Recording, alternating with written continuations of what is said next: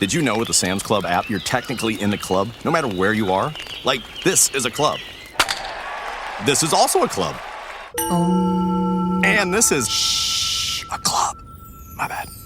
Come join us. Sam's Club. Warning.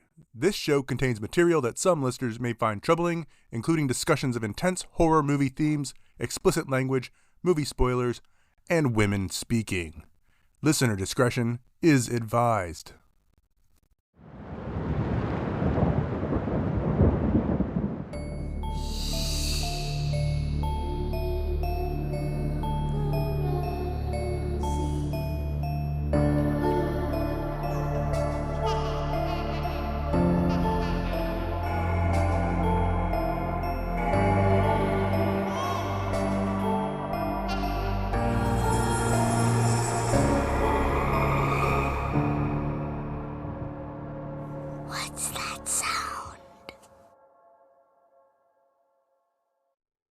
Hello, horror fans. I'm Charlie. And I'm Eleanor. And welcome to Horror Sandbox, the podcast where we dig around in horror films and see what we can unearth. That's right. But before we get started with today's movie, Charlie, how have you been coping with the horrors? So, my cope's a little different this week, but I'm sitting here, and as we're recording this, we have some videos going a little bit viral on TikTok and Instagram. But more importantly than the videos, someone has commented on it and said that I sound like Summer from Rick and Morty. And last I checked, which was a little bit ago, that particular comment has 3,000 some likes. I love this so much. Wubba lubba dub dub. Well, I do love that show. When I was overseas for the Air Force, it was like my comfort show that I fell asleep to every night. Maybe I'm just narcissistic and like my own voice. Who knows? But I need to know, listeners, those of you who have been with us and listened to our full podcast, not just this one TikTok video, do I sound like Summer from Rick and Morty? Please tell me. I must know and then tell me if that's a good thing or a bad thing. I do like her character. I think it's a good thing. Yeah, I mean, she's pretty cool, so I'm happy to be her, but I'm not her in real life. But yeah, so listeners, please tell me, do I sound like Summer? But yeah, that's my cope. It's just been so funny. When you sent me that, I was like, oh my God, that's hilarious. I can definitely see it. I've known you so long that it never would have occurred to me, but I do hear it, so that's good. That's funny. I've played it for my significant other, and he's like, absolutely not. But I don't know. Maybe it's the same, like he's known me for too long kind of thing. Yeah. My husband said the same thing. He's like, that sounds nothing like her. And I'm like, That's interesting. Okay, so people close to me don't think so. Maybe it's just that TikTok. Who knows? I'm curious. I've never been told I sound like anyone. I've been asked, what the hell is your accent? Because sometimes it sounds Midwestern or sometimes it sounds Southern. And I think that's just a product of spending most of my adult life living in a bunch of different places because of the military. But yeah, I'm curious if I do have a voice doppelganger out there somewhere too. Yes. Okay, so listeners, you have a lot of homework this week. Tell me if I sound like Summer and tell Eleanor who she sounds like. That is your homework. But only if it's nice. I don't want to, don't be mean to me. Your voice is beautiful. They love you. They'll be nice. Thank you. But on the topic of you, how have you been coping? What are you up to? I think the best way to explain this is if I show it to you. So I'm shooting you a video really quick. Wait, is it email or? I just texted it to you. Yeah. Oh, there we go. Wait. You didn't get another cat, did you? I got another kitten. And you didn't tell me? I wanted this! Charlie, I wanted this! Did this happen today? No, this was Saturday. You've kept this from me? What's its name? I'm sending you a picture. Okay. Oh, no! I know. Okay, so the reason I saved this is because I wanted to tell you the story on the show, because the story of how this came about is so me. I don't know. So there's this woman at work and she approached me and she was like, hey, I live on a farm and somebody abandoned a pregnant cat and she had all her babies. And one of them is a little black kitten. And I don't let just anybody take the black ones because I know that some people are weird with black cats. She's like, but I know that you're safe and that you have a black cat already. So I don't know if you're looking, but do you want a little baby black kitten? And I was like, oh my God. Well, when you put it like that, Oh my God. we named him Atticus. Oh, I love it. Yeah. It's not after, is it after the book? Or Not no? necessarily. I just like the Okay. name and he kind of looks like an Atticus. I can see And- it. He's so cute. He's the size of a palm right now. I wasn't expecting this, but it's, what is it they say? The cat distribution system. It has spoken. Yes, the cat distribution system found you. That's how we got one of our 2 cats. So Yeah. Yeah. Yeah. That's so funny. Great. Sorry for springing it on you, but I was like, I kind of want to spring it on her. This might be the longest you've ever kept a secret from me. I hate it. No, just kidding. I love it. Okay. All right. Okay. We'll talk more about this later. But okay. So on that note, what are we digging into today?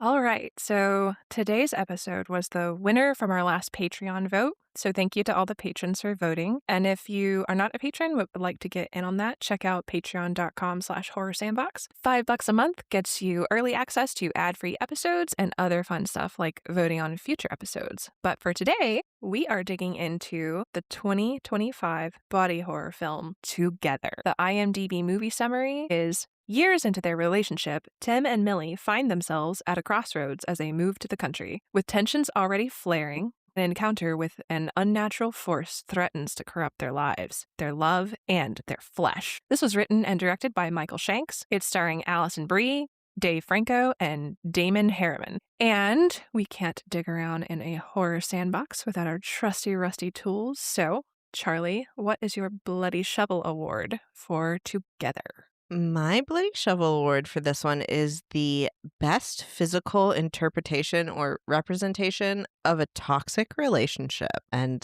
yeah, we'll definitely talk about it when we get there, but it's gnarly. It really is. I'll go ahead and say this now. I was nervous to do this one because I tend to really not like body horror. So I thought I was going to be not just uncomfortable, but genuinely not like the movie. And I really liked this movie. I liked it a lot. And it surprised me. Same. I didn't think I wouldn't like it. I put this one on because I was like, you know what? I bet it'll be like silly and goofy and not scary, and I can just like laugh at it and not really pay attention. And then by the end of the movie, I was like, oh my God, this is so good. So I did really like this movie. Yeah. And my Bloody Shovel Award is one of the reasons I like this movie. And that is, it has, I think, the best nightmare scene that I have ever seen in a movie. And I'll talk about it more in depth later, but it's very well done. It is. I'm excited to get to that point. So the movie opens with a forest path, and we can see figures moving in the woods. Then they have dogs and flashlights, and they are calling out for some people named Simon and Carrie. So this is obviously a search party. The camera pans down to a hole in the ground with an iron or a bronze bell protruding, and the bell has like this sunburst design on it. Yeah, and I looked into this bell because they're everywhere, and I tried to find like why they chose this little sunburst design for it, and I couldn't find anything definitive. But if you look at the design closely, it is a sun, but the sun is in like a spiral. So I have a couple theories, and well, one of them is just like the general like fusion of the sun. Like I wonder if it's representing like things fusing together and the intensity of the sun. So just the intensity of relationships in nature together, but also the spiral into a codependent relationship. I wonder if because it's in a spiral specifically. So if it's representing how you could spiral into these relationships. But oh, that's interesting. It did not occur to me to look at the spiral design and focus on that. I was definitely focusing on the sunburst element. Yeah, and like I said, I didn't find anything for sure. And I mean, obviously, the sun could represent so many things, but like the intensity of the sun and fusion and all that, I thought maybe it had to do with that. But who knows? If anyone knows, tell us, because I'm curious. Now, down in the hole, it looks like a cave that somehow melded with like a church, because you can see some church pew looking things and similar architecture that you would see in like an older church. but it's somehow sunk into the walls and the floor of the cave. It's super cool looking. Like, if I found this in the wild, I would be hanging out there so much.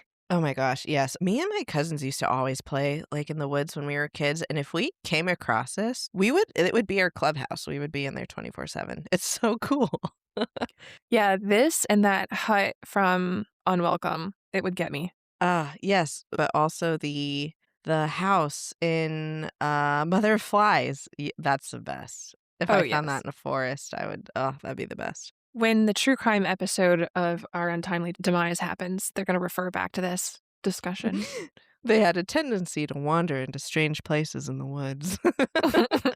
Now, two of the search dogs approach this cave and they find a strange pool of water with ridges running into it. They kind of look like ropes or tentacles to me. And the dogs drink from this pool, and then the search and rescue party starts calling for the dogs. And then we see this like creepy shot of the dogs just staring at each other. They're face to face and they are not moving. Later, one of the guys from the search party goes home and puts the dogs away, but the dogs are acting really strangely and still keep kind of staring at each other quietly. We see a missing poster for those missing hikers inside the house. And then we go back to the dogs and we watch the face of one of the dogs and it's like whimpering. And then it cuts to later that night and the guy from the search party is waking up to the sounds of the dogs struggling. He goes outside to investigate and he can hear the sounds of whimpering, and we kind of watch him getting more and more concerned. And then he shines his flashlight directly on them. And how to describe this? You see the two dogs and it looks like one is sticking its head through the face of the other. It's slightly gory, but it's really disturbing. And one of the dogs looks like it's kind of humping or something. It's so jarring.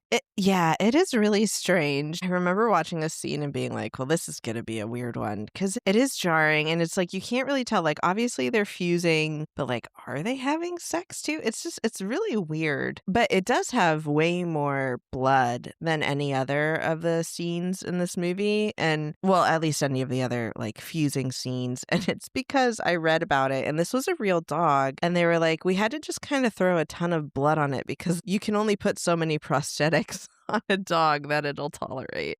Oh my gosh, I cannot imagine doing prosthetics on a dog. No, so I think they did like the fake dog head next to it real quick with a bunch of blood and called it a day. But yeah, it's definitely a very jarring image for sure. I gotta say, and this is slightly embarrassing, but we're like 90 seconds into this movie and it already reminded me of a childhood fucked up memory, which I will share with all of you. So for the longest time, I carried around this memory of two of my dogs from when I was like 5 years old, and they had some sort of a freak accident where the tail of one of the dogs got stuck in the butthole of the other larger dog.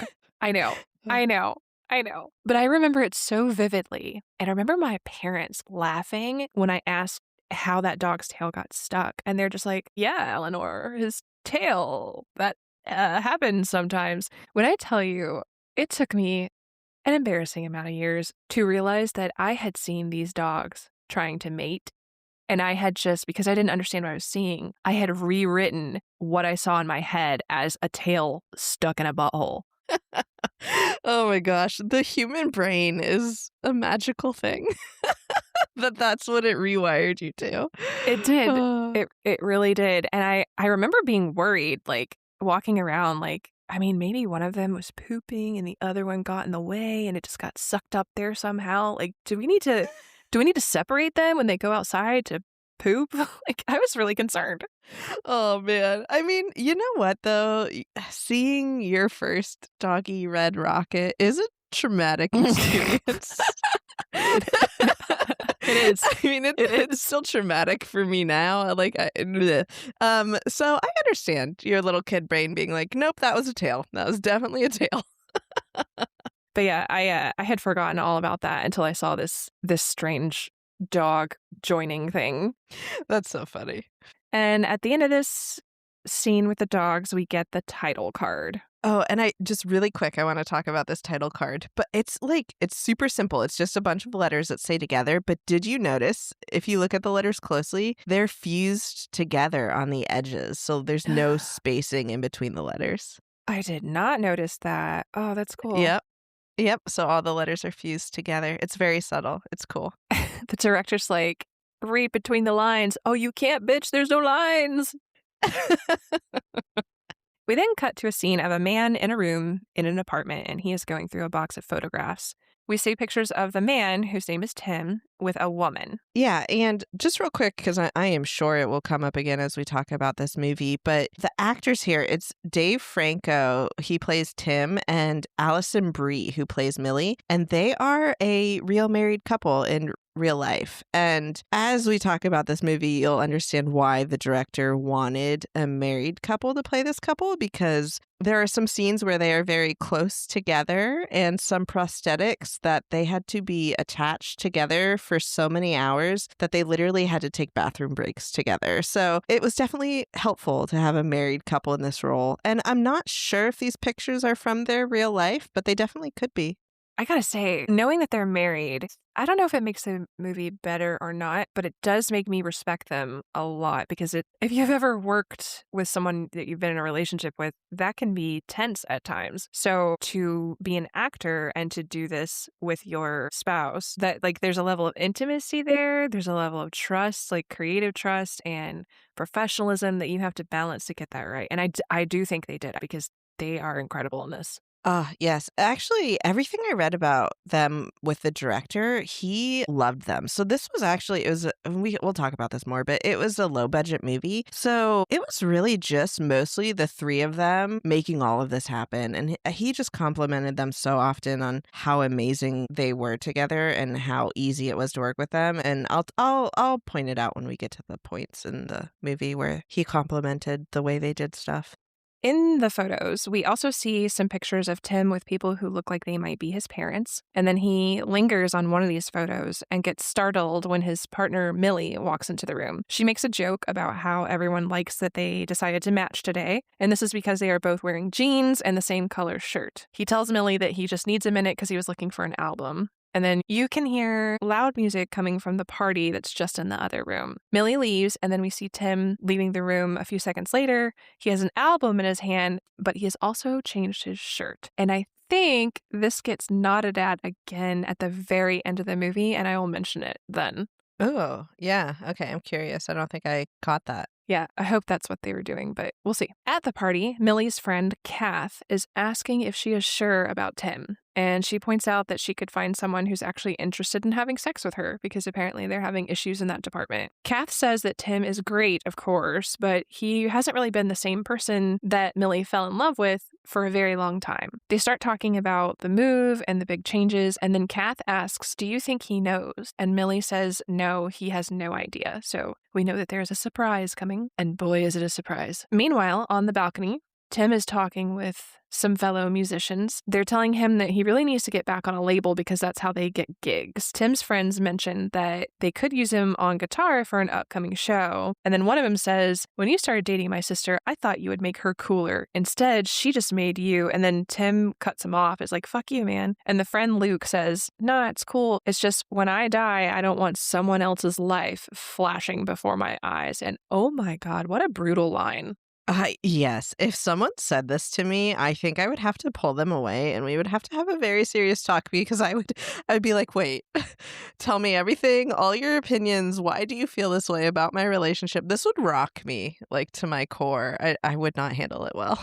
Well, especially if you're even the tiniest bit insecure about the relationship or your situation, which we learned that Tim very much is. So, maybe somebody in a very healthy relationship would just take it as like a good-natured roast. But yeah, I agree that this is something that could devastate you. Gosh, I don't know. Even if I was in a healthy relationship, it would throw me off, to say the least. It would give you pause. Tim agrees to join the upcoming gig that's in like a few weeks or whatever. And then from inside, people start tapping their glasses like it's time for a speech. Tim and Millie stand in front of the crowd as the crowd kind of roasts him for not even having a driver's license, but agreeing to move 2 hours out of the city. Tim says that they're all the family he's got. And then he starts talking about how proud he is of Millie. And he says that the kids that she is going to teach are going to have the best teacher in the world. And it's very sweet. And as he is speaking, the camera focuses on Tim so that Millie is now kind of out of the shot. But then we see very surprised reactions from the crowd as Tim says, oh, relax, it's not that far or whatever. And then he finally realizes that Millie is on her knees next to him, holding both of her hands out in front of her like she's holding a ring box to propose. Tim looks shocked while Millie says,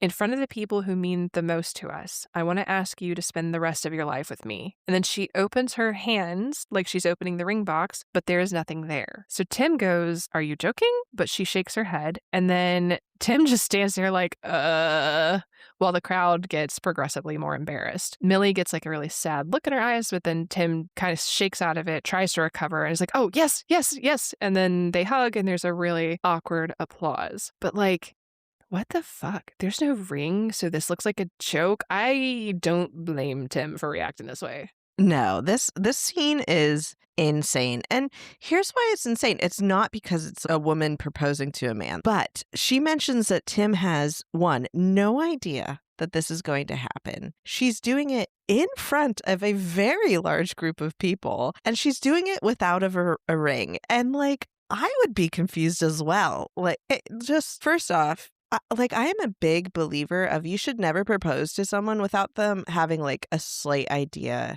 it's coming. You know, maybe not exactly when, but you should have at least had some conversations about how you'd like to be engaged, like what if you want, if that's a commitment you're looking for in this relationship. So to just spring this on someone in front of everyone without a ring, I don't think anyone would react well in this situation. I couldn't imagine. No, it's very confusing. And the more we learn about their dynamic, I think she should have known this wouldn't go over well. I agree. Like maybe your significant other, like you know that they would do well in this situation, but yeah, she should have known Tim and known he wouldn't have liked this. So yeah, not great. Yeah, definitely not great. It then cuts to later, and they're both in bed, and Tim is apologizing and saying, you know, how much he sucks, but he was just confused and he feels bad. And then Millie says, you still want this, right? And Tim says, well, it's a little late now, right? And Millie agrees, but then she says, if we don't split now, it will be harder later. Foreshadowing. Tim is like, wait, like split? Is that what you want? Millie says that's not what she wants, but he's been really distant since, and then she kind of trails off. And then she says, but that's okay, it's okay. You've just never made me feel unsure before.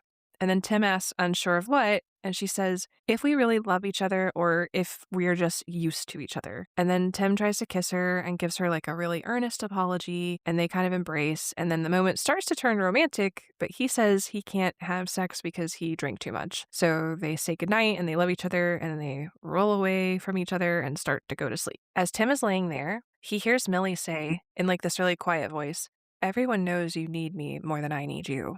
We laugh about it. Resenting me doesn't make you less of a failure.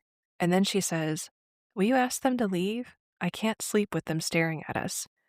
And Tim says, who? And then he sees that their bed has stretched out, and what should be the foot of the bed is actually another headboard, and there's another couple laying there. We see a woman sitting upright and looking disheveled and filthy and distraught and kind of ghostly and otherworldly, and she is sobbing, and she just looks absolutely disturbed. And next to her, laying down, it looks like a bloated, rotting corpse of a man. Tim is completely terrified, and he pulls his blanket up to hide his face. And when he does, the woman appears in a jump scare underneath the blanket, and then thankfully, Tim wakes up. And this is my bloody shovel for Best Nightmare because it is a nightmare and it's also exposition and it's character revealing. We learn so much about Tim in this moment. We know, 1, he's insecure about his relationship with Millie. 2, he's insecure about his professional life. And 3, there is a horrific trauma that is haunting him. And even if you don't know all of that from this scene, you get the psychological horror of the tension in their relationship, the horror of just seeing somebody in your bed who isn't supposed to be there, the knowledge that that is probably related to whatever incident is haunting him, and then you get a jump scare. So I think it is a brilliant nightmare scene, and I loved it. It is really good. It's super creepy and it was unexpected. I did not expect this movie to start off so strong. And the way they do the woman, like she is really scary looking and that jump scare is really well done cuz everyone like at some point in your life everyone has hid under their covers from something. It's supposed to be the safe space, so to have her head pop up there, no thank you. Don't like it one bit. But then not only that, but somehow this scene is so scary and effective. But when we find out more about that trauma that he experienced, it even gets like creepier. So yeah, I like it. It's well done. The whole scene is probably less than 2 minutes and a lot gets packed into it. And I don't know, it's masterful. In the next scene, it is a beautiful morning and Millie is awake and unpacking the moving van. Tim comes outside to help and she greets him and he greets her by saying, "Do you think I resent you?" And she kind of just looks at him and goes, "Well, now I do." And he plays it off, saying that he is still half asleep. She says, "Since you're out here, can you bring something inside?" And he says, "Sure." And then picks her up and carries her inside while she laughs. And I thought this was super cute. Because there's moments where you kind of can't tell if this couple, like, do they love each other? Is there real affection there? Or is the tension kind of overcoming all of that? But then you've got moments like this where it's like really cute and they seem to really care about each other and it seems genuine. I agree. They are so cute sometimes. Like, obviously, it starts off a little rough. It's heavy on the they're having issues and don't know each other well bit. But there's some moments where it's like, oh, okay, I see why they ended up together. Like, they do truly care about each other. And I think it gets deeper as the movie goes on. And it's a fun journey for sure.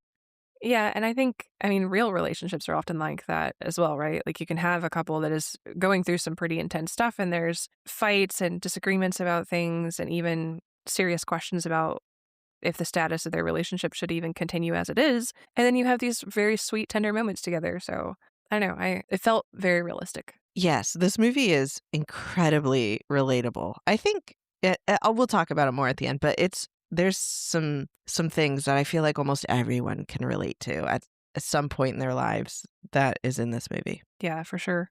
Maybe not this part though, because it cuts to the inside of the house and Tim unpacks a box and he finds what I'm referring to solely as Chekhov's reciprocating saw. He pulls it out and Millie comments that that's alarming. And she asks if it was his dad's and he says, well, maybe I can use this to fix the back porch. And then the saw literally goes off in his hands and Tim like drops it and he's like, never let me use this. He puts it back and then he seems to smell something and he follows his nose to a light fixture that's over a stairwell. And then he gets a ladder and he takes out the light fixture and then pulls out a bunch of rats that have their tails all tied together. And one of them is still alive. And this is a rat king. Have you ever heard of one?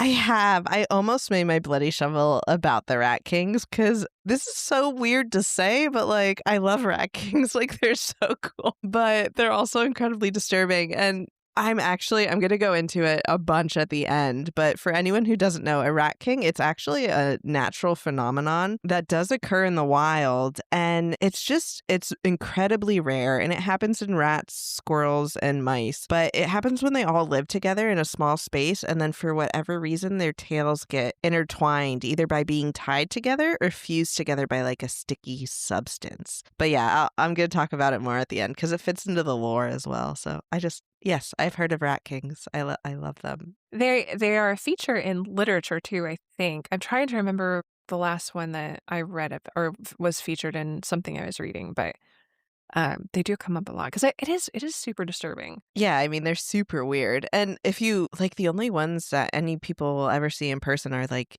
pickled in museums somewhere from like the like really, really old and creepy. So it makes sense that you would use it as inspiration for creepy things in literature. I've certainly never seen a rat king, but I've seen something that I think is much worse. And I'm wondering if you remember this. So when we were stationed together, there was that flood.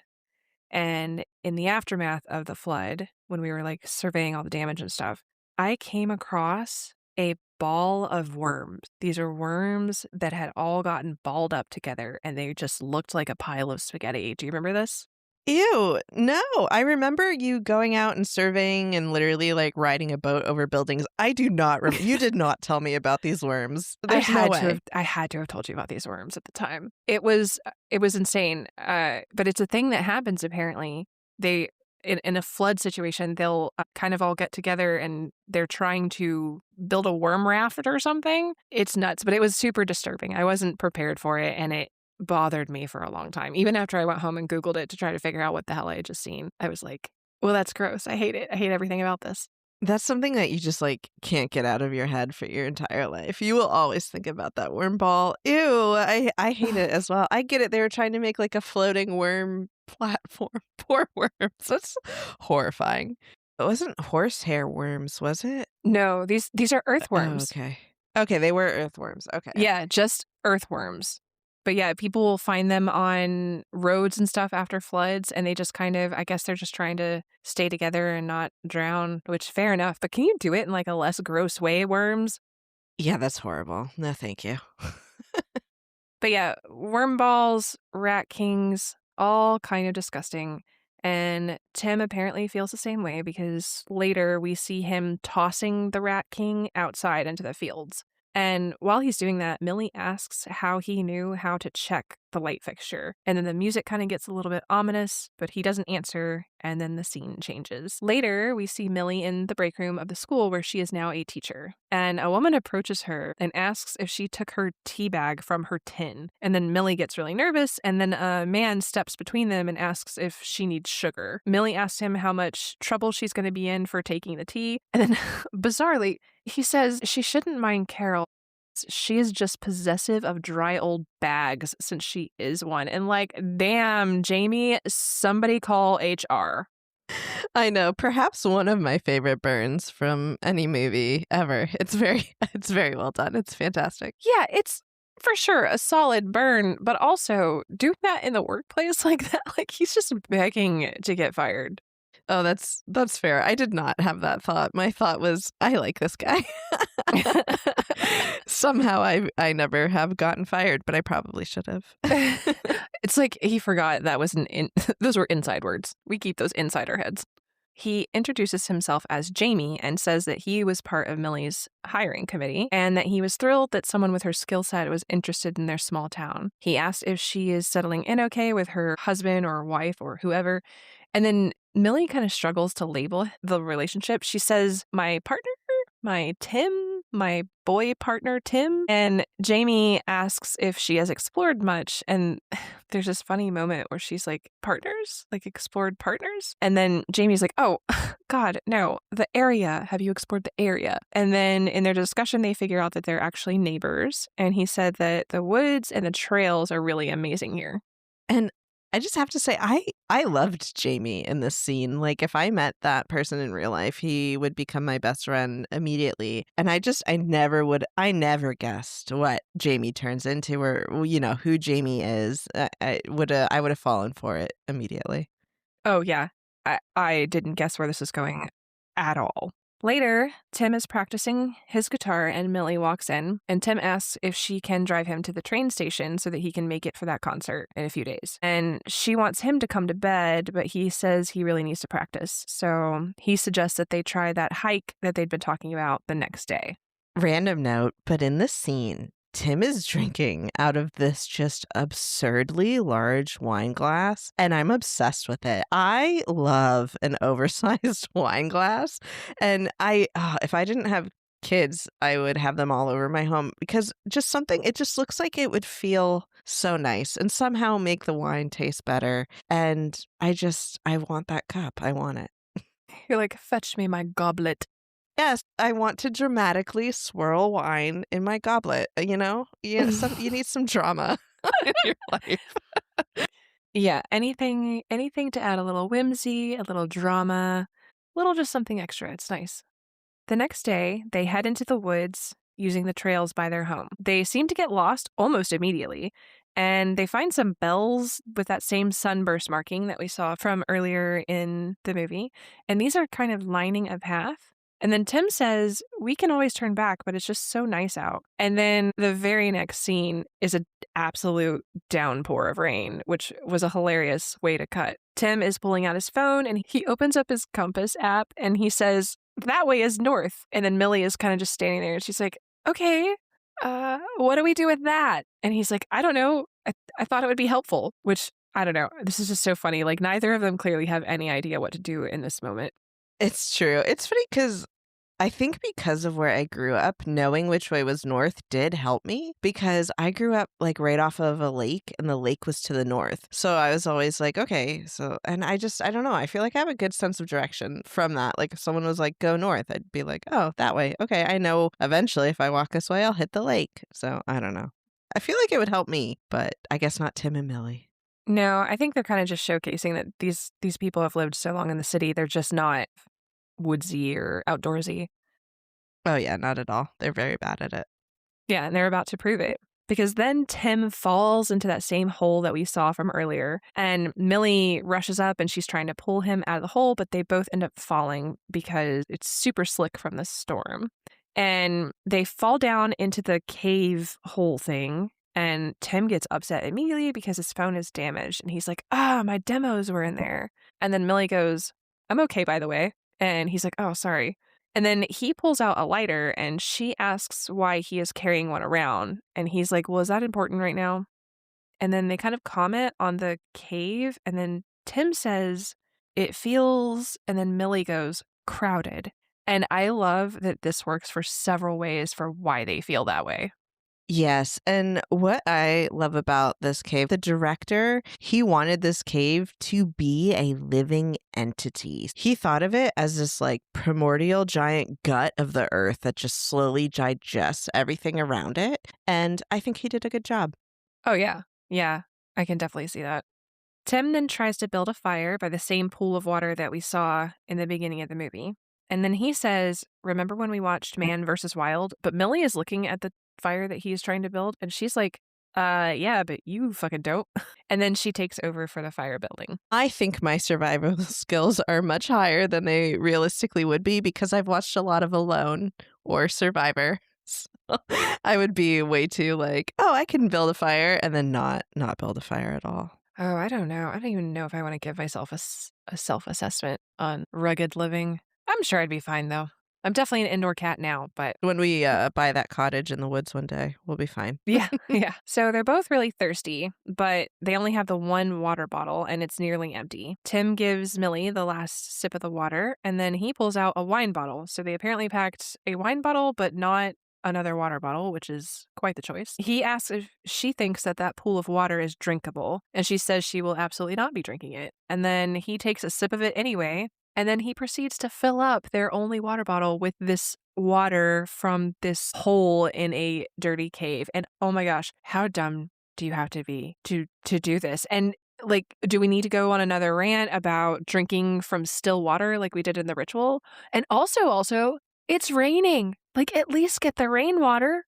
It's true. I don't know what goes through anyone's head that they would just drink still water out of a cave. I don't care how clear it is. That is full of parasites. You're going to get a brain-eating amoeba. But also, like, this cave in particular, it has, like, these old, ancient, creepy root things that lead to that pool of water. And that alone would, like, freak me out enough to not touch the water. But, you know, that's just me.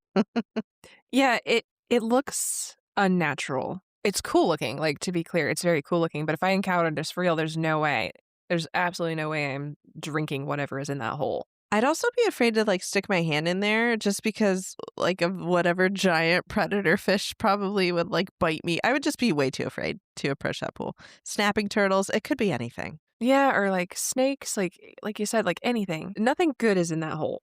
Life advice from Eleanor. Later, they finally get a fire going and they are sharing the wine. Millie asks about the lighter and pulls out a cigarette. And it's clear that they both used to smoke, but they had quit and now they had started again due to the stress of the move. Millie says that they can quit again once they're out of there, but for now, it is a nice distraction from the stress of all the rats that must be down there. And then she's kind of like, speaking of rats, and she asks about the Rat King and how he knew how to look in the light fixture. And then he tells this super disturbing story. He says that his dad came home one day when he was little and told him to clean his room because it smelled bad. And then this went on for a couple days. He kept coming home smelling something and telling him to clean his room. And one day he came home to find his dad in his room and he had torn the room apart and he had found it. This thing had made a nest above the light fixture and he was basically cooking it every time he used the light, but it was so gradual that he didn't notice. Millie says she's surprised that she never heard that story, and Tim says he had forgotten about it until the night that he found his parents. He says he never told anyone about the smell when he found them. The air was so thick that you could taste it, and it got worse the closer that he got to their bedroom. Then he says that when he opened the door, and when he's saying this, we get like a quick, like a POV shot of him entering his parents' bedroom, and we see his mother sitting up in bed, and she's an absolute mess, but she's smiling like a crazy person. And then his father's rotten corpse is next to her. And Tim says, she was smiling at me. She woke to find her other half gone and her brain just couldn't process it. She was still going to bed every night next to that face and that horrible smell. I was standing there choking on the taste of him and she didn't even notice. It was just like me with the rat. Yes. And this story, it's so heartbreaking. It's so dark. It's so twisted, but it's also very important to this movie. So don't forget it because we're going to come back to it. Oh, there's more? I think it's one of the most important plot developments of this movie. And there's a lot behind it. So I'm excited to talk about it. Oh, okay. Good. And as Tim has been telling the story, he has been crying kind of softly, like he's got tears running down his face, and then he suddenly stops and he says sorry, and then he wipes his face. And you know what? If this happened to me, it would put me off sex for a long time too. That's true. Like Millie takes that far too personally. She needs to just support her partner who found his dead dad next to his mother. Yeah, not okay.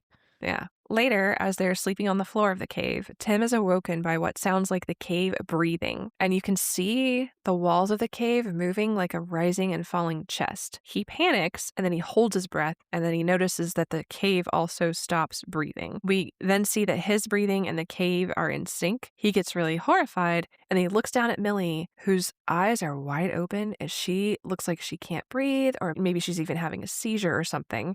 She's making like this choking, like noise. And then he wakes up and it was just another nightmare. Millie's phone has managed to get wet during the night, so it isn't working. And when she finds this, she goes, but my demos were on there, kind of roasting him. And then they laugh. Yes, and this is just another one of those examples where, like, this couple is cute. Like, she could have been so mad at him and held that grudge, and, like, they just spent all night sleeping in a cave, like, and their phones are dead. They should be mad, but she uses that time to make a joke, and they laugh, and it's like, oh, okay, you guys are cute. Yeah, I went back and forth on what I thought of this couple so often. Like, it keeps you on your toes, the way that this is done. It really does. And I think it's intentional because it's relatable, because like no relationship is perfect. So, and that's what this movie is. It's being afraid of knowing, is your relationship the one or not? And like, we can't tell, they can't tell. It's just good. I like it. It's good. Yeah. As they try to get up, their legs are stuck together like they've been super glued. And then Tim says it must be mildew or something. And I'm sorry, but this boy has no idea what mildew is. Mildew does not behave like that. What is he talking about?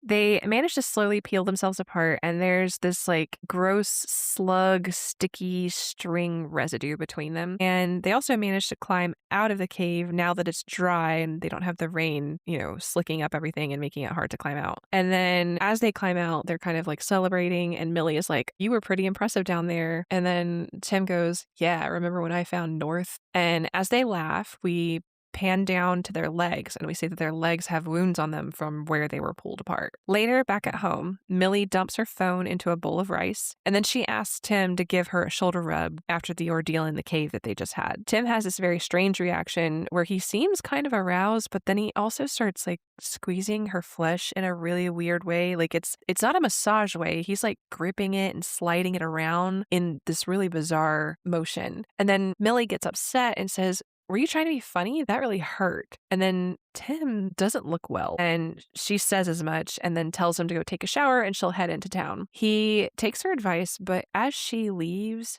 Tim seems to enter like a trance or something in the shower, and he throws himself around and he's like slamming his face on the wall and his eyes are rolling in the back of his head, and it seems like he can't control his body. And we're watching shots of Millie driving down the road and then turning right or turning left. And every time she makes a turn, his body inside the shower is just slamming in a different direction. So it's almost like magnets trying to find each other, but the distance is too great. So he's kind of just flopping around at this point. And then at one point, he actually cracks the tile in the shower with his head and he starts to bleed. And that seems to make him kind of snap out of it. Yeah, it's interesting for sure. But I will say, at least he waited for the water to warm up before he stepped into it. Oh, yeah. He didn't do the my second least favorite horror movie or just movie trope, really, of stepping in and then turning the water on. Yes, and stepping into a cold shower and screaming like they did in The Descent. But also, so the way he cracks a tile, he pushes his forehead up against the tile. So it's not like he slams his head. It's just pressure. Skull versus tile. And realistically, what do you think? Do you think his skull would crack first or the tile? It seems weird to me that it's the tile. That tile looked vintage, so I bet the tile would go first. Oh, that's fair. Like some weak old tile. Well, he had to sustain at least some injury there, and there's no bruise on his head going forward, so I just thought it was funny. And they don't talk about it either. It's interesting. Later, he is at a doctor's office, and the doctor says that his records show that he's dealt with anxiety and panic attacks and things like that before, and he asks if this could have been one of those. He says no, and then the doctor mentions the history of mental health issues in his family, specifically with his mother. And then Tim kind of cuts him off and says, "This isn't that." And then the doctor asks if he has anyone to talk to about all this, but Tim says it's just him and his partner because his friends are all back in the city. The doctor says that anxiety and stress can produce physical symptoms during a panic attack, and then he describes him a medication that's technically a muscle relaxant, but also slows the central nervous system, which shuts down the feedback loop. Then he says that they're lucky because there was another couple who went missing in the same area. So what they went through was rough, but it could have been worse. Tim looks at his prescription and he says, "Valium?" And the doc goes, "It's called diazepam now." Have you heard? I think you know who Ren is, the musician. Have you listened to his song Diazepam? I don't know. I know I've listened to a few of them, but I can be really bad with the names of songs.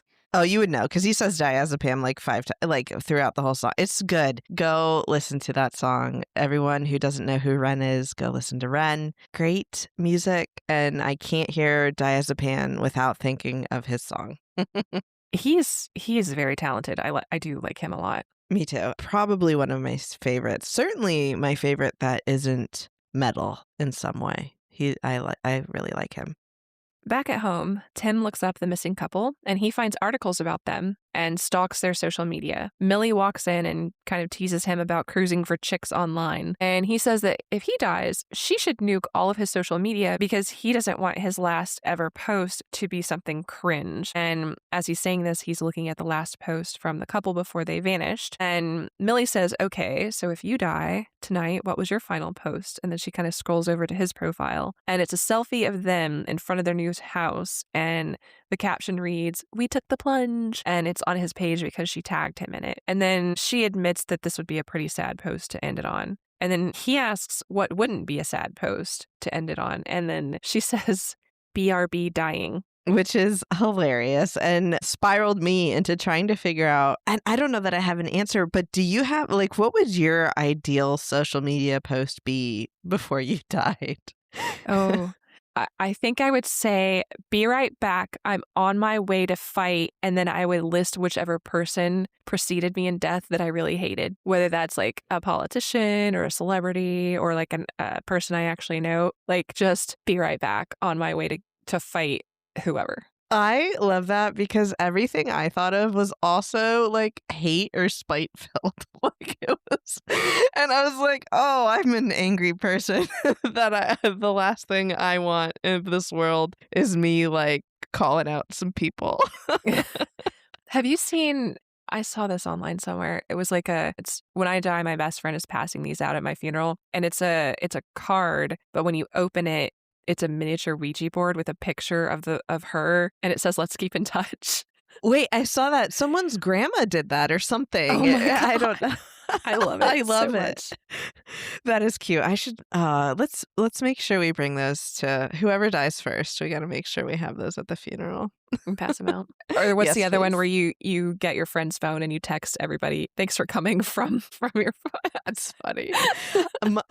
My favorite little like joke like that is who cares about my internet search history? If I die, get my phone and delete my calculator history. Oh my God. Oh. Yeah, that's me. That is me. Me too. 6 minus 2? Calculator knows. It's none of my business. That's the calculator's job.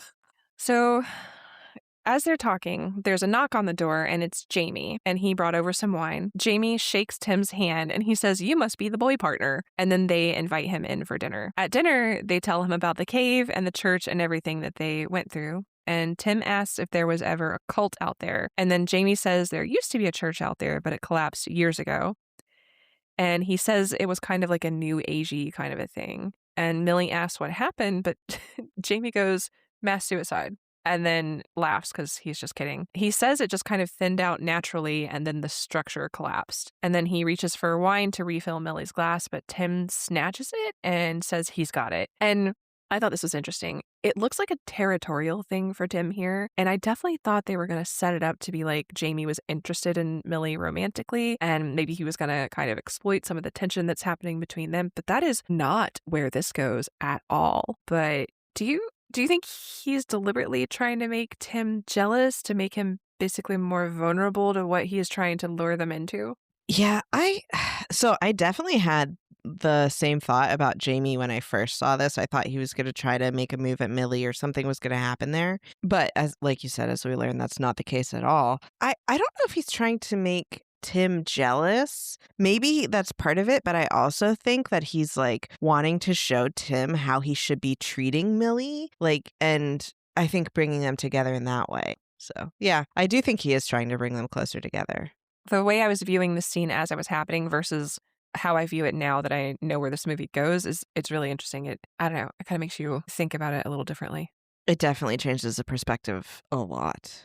Jamie says that the meal was amazing, and Millie says that it's all Tim because she can't cook to save her life, and it's kind of Tim's fault because she never had to learn to cook because he's so good at it. And then Tim kind of jokes, "So if it weren't for me, you'd know how to cook?" And then she's like, "And if it weren't for me, you wouldn't be the only 30-something without a driver's license." And then Tim tries to say he does have a driver's license, but Millie is like, "Nope, it's a learner's permit," and is kind of making fun of him. And then Tim says, "Well, it's a good deal. She gets a personal chef and I'm trapped here." And they've kind of been joking, but it seems to take like a more serious turn here for a second. And Millie gets upset and takes issue with him saying that he's trapped. And Tim says, "Well, I literally can't even make it to the train station unless it fits into your schedule." And Millie says, "No one's holding you hostage." And then Tim quips back, "Yeah, hostages don't have to make their own food." And then Jamie, who is just sitting there enjoying all this, I guess, says, "Well, it sounds to me like you complete each other." And then he pours himself some more wine. And I know that later we understand what Jamie is doing, kind of, but if I saw this fight happening, I'm leaving. Like, this couple's drama is absolutely none of my business. I mean, I had that thought, but how? Like, I feel like leaving that situation just makes it more awkward. I think I would do one of two things. I would, one, pull my phone out and scroll Reddit until it was over, Or I would like throw an awkward quip out to try to diffuse the situation. Like I'd be like, for example, he says, well, I can't get to the train station unless it's on your schedule. I'd be like, oh, you know what? I can't drive either, or something like dumb, just to try to like derail it. And it would probably work. Even if it was lame, they would at least remember I was there. I just stand up and be like, I suddenly have my period, and leave. Because I often just leave public events because I've started my period. Also, Jamie's a man. No. Well, it's true. I've suddenly pissed my pants. Sorry. But Jamie has lingered, and later we see him as he's leaving, and he gives Millie a really big hug, and then Tim and Millie close their front door, and Tim teases Millie about maybe Jamie is flirting with her, but he doesn't seem pissed off or anything. It seems like generally he's teasing her, and she plays it off at first, but then she goes along with the joke, and then she's like, ooh, yeah, maybe you're right. I might just follow him home. And then there's like a total vibe shift with Tim, and he switches his moods, and he starts passionately making out with Millie. And she is surprised, but she gets into it very quickly. But then their lips kind of get stuck together like their legs did. And when she pulls away, she thinks he bit her. And she's like, what is with you? And he says that something is off ever since they moved there. And then Millie is like, okay, stop with the excuses. If you don't want to fuck me, just say it. And then she storms off. Later, they're sleeping and Millie wakes up and tries to move around, but Tim is on her hair and has kind of like pinned her. So she's telling him, hey, get off my hair, get up, get off my hair. And then she turns her head and he's not on her hair. Her hair is in him. She can see the outline of his face. His eyes are wide open, and this absolute rope of her hair is all the way in his mouth. She flips on the light, and the hair is so far down his throat that he's choking on it. And they struggle, but manage to get the hair out, and a big chunk of it gets ripped out in the process, and they throw it aside and just kind of stare at each other in horror. So the nightmare scene was a scene for you. This was a scene for me. Like, it was just so unsettling. And the reason it was so unsettling for me is that I often have nightmares where in the dream I end up eating something. And normally it's like sand, or like I end up like chewing a bunch of pills or something that gets stuck in my throat. And I wake up with this just awful taste and feeling in my mouth. And it lingers forever. And like no amount of food or water can get rid of it. And I just felt like I could feel this scene because of that. And it was just, I hated it so much. It's super disturbing. And like the way you see the fear in his eyes when she flips on the light, like it's creepy. It's so creepy because who wants to wake up to choking on a bunch of hair? Ugh, awful. The next morning, Tim is in the bathroom and he pulls a really long strand of her hair out of his mouth, and it's like from between his teeth and it's all like wrapped around or something. To me, it looks like it was literally coming out of his gums. Like he was pulling it, not from in between his teeth, but like it was ingrained in his gums and he was pulling it out. And I don't know if that's what it was, but I hated it. I hated it either way. And everybody has had that feeling of having a piece of hair in their mouth. Like if that was in there all night, oh my God. Ew. No, thank you. Dante should have written about this in his Inferno, because that's got to be a circle of hell. Right? Hair and mouth should absolutely be a circle in hell.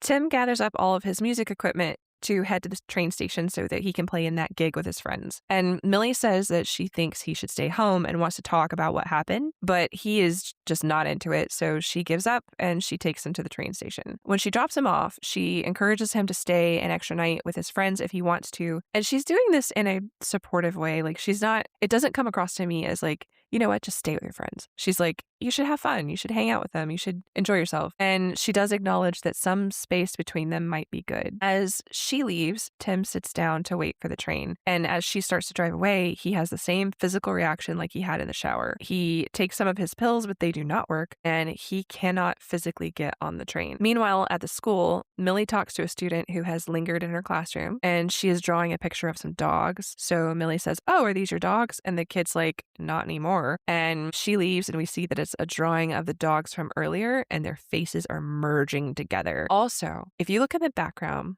you can see a bulletin board with a bunch of stuff about Shakespeare on it. And I think I know why it might be here, but I'm curious if you came across any of this. Have you ever heard the phrase, the beast with two backs?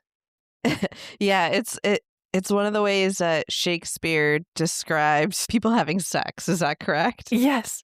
Yes, it's a Yes. euphemism. And I wonder if that's what this is. It's like, beasts with two backs together, merging. I like that. I like that interpretation of it. I didn't come across anything like, oh, this movie is based off of this Shakespeare story, but he did write a lot of romantic comedies as well. And like comedies as in tragedies, dramas, the whole nine. So I think he fits here. He certainly goes along with the theme, but I think it's canon that it's because of the beast with two backs. Yeah, it's just like it's a visual pun that the set designers had fun with. Yes. We then see a shot of Tim's music equipment, but it is abandoned on the train platform, and we watch him struggle and like run and stumble down the street on foot. And like, oh my God, that equipment is like thousands of dollars. Are you sure you couldn't have taken it back with you? Like, what the heck? It's true. Yeah, just like carry it with you, man. Or just call Millie to come pick you up. Yeah. Millie gets on a video chat with her friend Kath, and Kath is still trying to convince her that she could do better. Millie tells the story of how on their first date, she told him that she really liked the Spice Girls, and that was before she knew that he was a big music guy. But on the second date, he brought her a Spice Girls album on vinyl, but her friend just points out that was nearly 10 years ago, and what has he done lately? And then as Millie's eyes kind of drift away from the laptop screen, she spots Tim outside standing in the schoolyard. She ends the call with her friend, and then she rushes out and pulls him into the bathroom. She asks what's going on and why aren't you on the train and all that. And then he says that he felt like he was thirsty all over, but now that she's with him, he doesn't feel that way anymore. And then he kisses her very passionately. And she just kind of locks in, and she's like, tell me you want me. And he says, I need you. And then she drags him into a bathroom stall, and they have bathroom stall wall sex. It's quick and it's furious, and they both seem to really enjoy it. And then when it's over, Millie says, next time they should try it at home and they shouldn't wait so long. And then he laughs, and then he tries to disengage, I guess you could say, but he is stuck. And as he's trying to pull out, it hurts both of them, and it's very painful. And right then is when Millie realizes that someone is outside the stall. And then the person leaves, and she's like, you have to get out of here now. And then we get this incredible POV shot of her looking down, and you can see his dick stretching and trying to pull out. And it's like those stretchy action figures from the 90s. He's like stretch arm dong. Oh my gosh. Also, how long do you think Dave Franco argued about how big to make this, what I assume was a prop? I don't know that he could argue because there's actually a really funny story behind this scene. So this, like I mentioned, this was a low budget movie, even though it doesn't look low budget at all, but they almost weren't able to do what they wanted to with this scene because they didn't have the proper prop for it. But at the time, the director, his partner was working at a sex toy company, and he said that like they just had a bunch of different dildos and realistic things in the drawer next to their bed, and he was like, perfect, I'll use this one, and brought it into set and used that one. It was also so funny because he said that he did all the CGI for this scene as well, and he was sitting there like putting in pubic hair and like making all the details of the balls, and in his head he was just thinking like, look mom, I made it now. I'm a real professional. Oh my God. Oh, but also I have just a funny like personal story about this scene. You also have a drawer full of realistic hairy props you're going to tell me about? Well, that, I mean, that's to be determined. No. Oh, no, the realistic ones gross me out. Anyway. No, what I was going to say was that, you know how we've talked about in the past how, like, you'll be watching a horror movie and it'll be relatively tame, like nothing crazy has happened, and then someone you know will come and sit next to you and watch 10 minutes of the movie with you and not know what's happened up until this point, not know what it's about. Well, this happened to me with this scene. I was sitting there watching with this scene.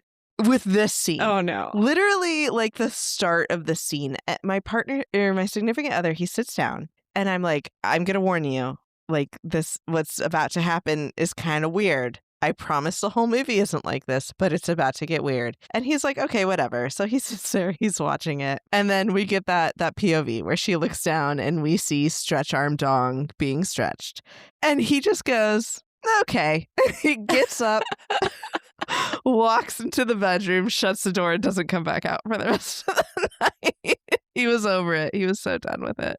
Oh my God, that's funny. His reactions are always hilarious. Well, he did. I lied. He did do one more thing. He opened up the door after that and stuck his head out, and he goes, "It wasn't even James Franco's dick. It was Timo James Franco." And Kirtland's best James Franco dick.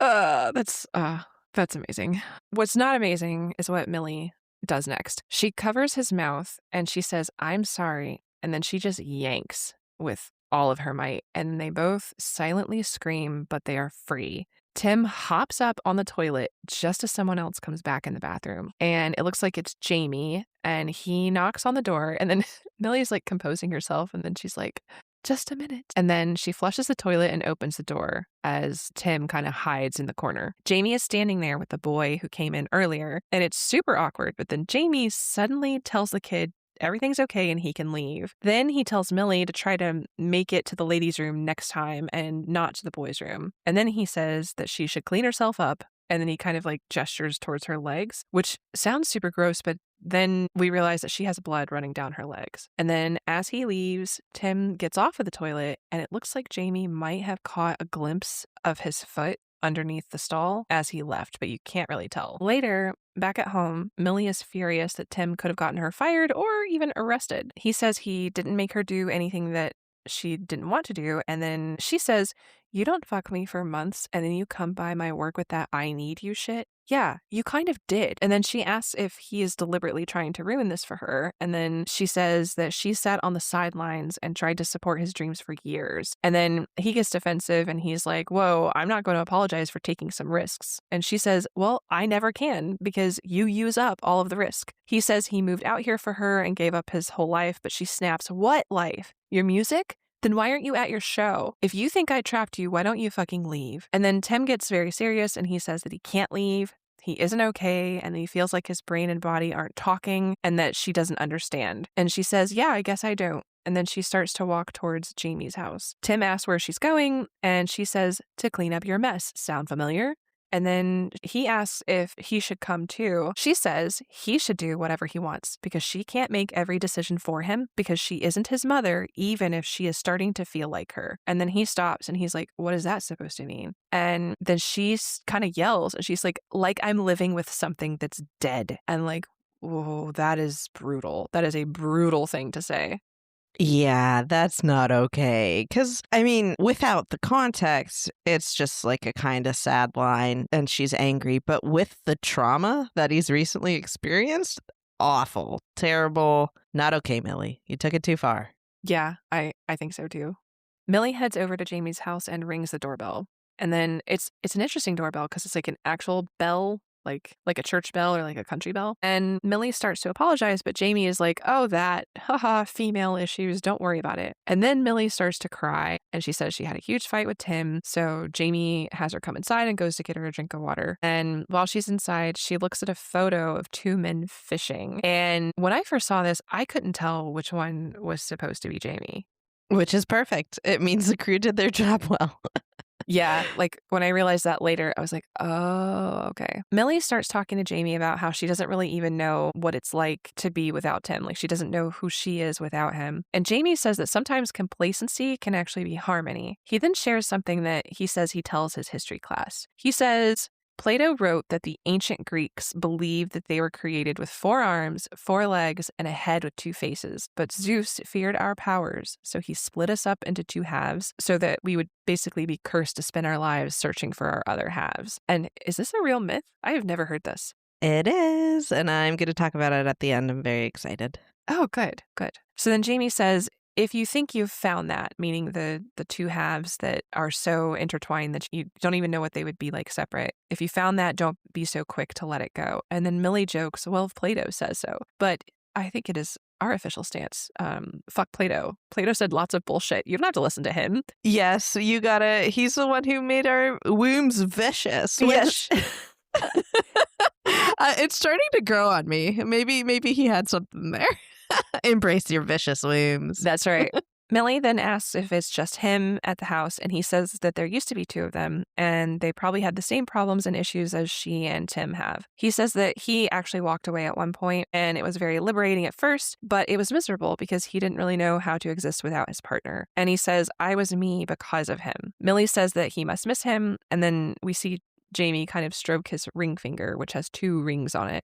And he says he could show her a tape of their wedding, but then Millie sees Tim stalking outside the window and decides to leave. And then as they walk home, Tim is apologetic and says that he had nowhere else to go and he didn't know what to do. And then as they're walking back, they slowly begin to hold hands, and it seems like they're making up and the fight is over. That night, Tim is looking at all his messages from his pissed off friends, and then he calls out for Millie and asks if she's ready for bed, but she doesn't answer, and he finds her asleep in bed. So as he's standing there in the dark, in the doorway, he whispers, I'm sorry, I wish I could be what either of us wants me to be. And this is another really brutal line, but it's also so revealing that he cannot say this to her face when she is awake. I know. It's really sad. And it's sad too because Millie just did something really hurtful and awful to him, and his response is to apologize to her in her sleep, and blame himself. Poor Tim. I feel for him in this moment. And just, I don't know. This scene just hit me hard. It's just some of these lines in this movie are so well written and so relatable to old fights that I'm sure people have had as couples, and it's really relatable. And I think it's well done. Yeah, he's very down on himself in this whole movie.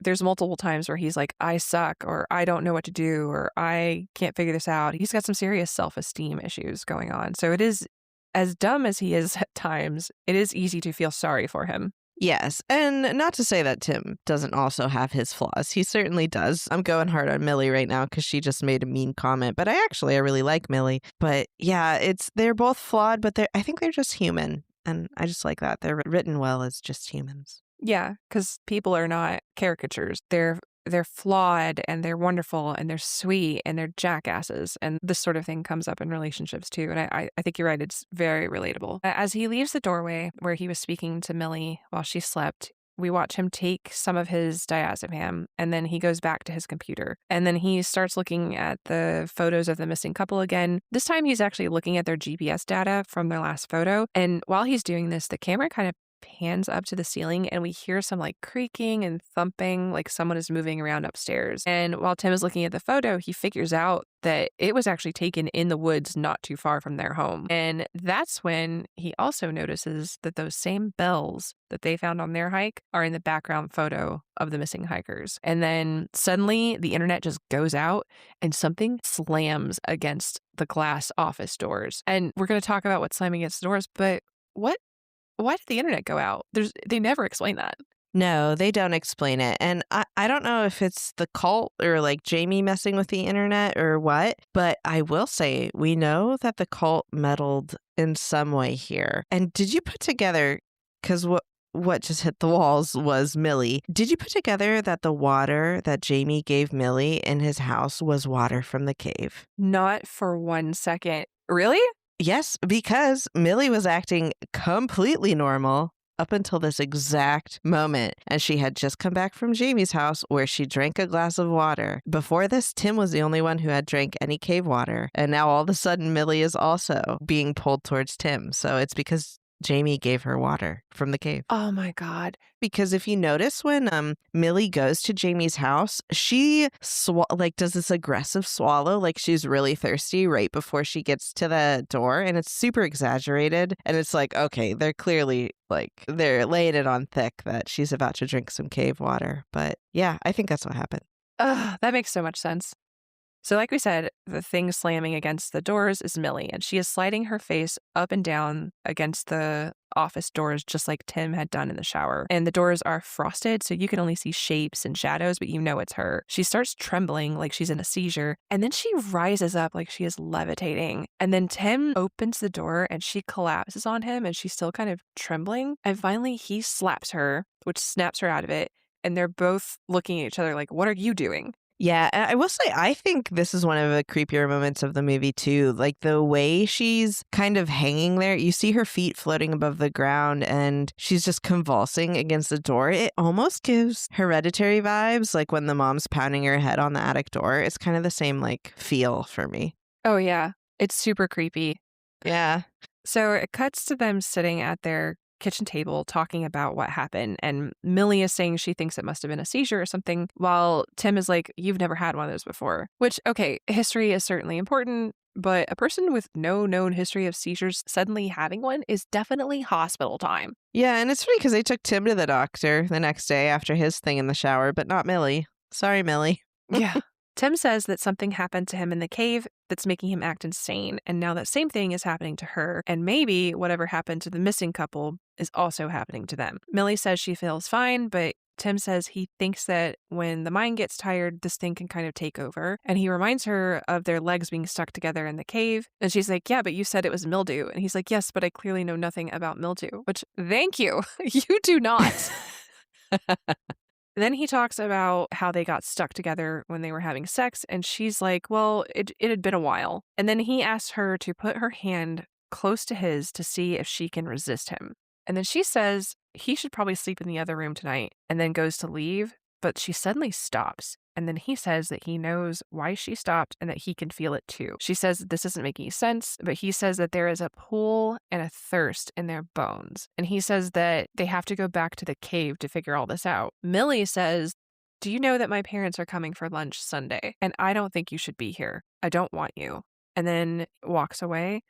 And then as Tim is watching, a thread of blood that had been dripping on the table starts running in a straight line toward him and then off the edge. And this is just so sad. I know, it is heartbreaking. And I think it is such a perfect example of the push-pull dynamic of a toxic relationship. Like this whole time, Tim's kind of been pulling away and Millie's just been like, want me, need me, want me. And now finally Tim's like, I need you, I need you. And she's like, I don't want you here. It's just, that's so toxic and just such a perfect example of it. It's really well done. Yeah, and it's deeply uncomfortable for many reasons. Tim goes to make up the spare room for him to sleep in, and then he says he loves Millie as she shuts her door that's down the hall. Later, Tim wakes up to find himself being dragged down the hall by an unseen force. He starts to come to, and he sees what looks like, it's like his fingertips are crawling on the floor and pulling him forward like little spiders. He yanks both of his hands up to his chest and balls them up into fists, and then his feet start to splay out and start dragging him along. So he jerks one of his feet up, and then his entire core like starts to ripple, like his entire being is just inchworming him down the hall. He tries to brace against the walls, and then suddenly Millie's door swings open, and she is standing away from the door and shaking, and then she does this really creepy back bend and starts walking toward him. And I know this is a horror movie staple at this point, like the whole back ridge and backwards walking, but she does this so well. She does it really well. And what's cool about this scene too is that it's so unique because their bodies are forcing this to happen no matter what, to the point that like literally every fiber of their being is moving like an insect to crawl them down the hall. It's crazy. I've never seen anything like it. It's well done. Yeah, it is. And then she falls and her arm stretches toward him. And again, her arm is like rippling, like everything in her is just dragging her toward him. Her limbs contort and twist, and they move her even further down the hall as she starts screaming, why is this happening? And then both of their bodies like fling toward each other. And then they grip each other's hands, and then their hands are suddenly under each other's skins. Like their fingers have sunk into each other's arms and their skin is melding together. There's no blood, but it's very disturbing and realistic. Tim realizes that they're near where he keeps his pills, so he yells at Millie to grab them. She manages to fling the drawer open and the bottle falls out. And then Millie goes, Valium? And he says, it's called diazepam now. This made me laugh so hard. And can you tell that this director started his career writing comedy shorts on YouTube? Because I think you can in this moment alone. Yeah, there's a lot of really funny little self-aware moments like this that are just everything that's happening is terrifying and disturbing and whatever, but then there's like these funny little moments in it. It's great. I loved it. Yeah, this is just another horror director who his career started like doing comedy and now he's writing horror movies. I love the transition. I'm here for it.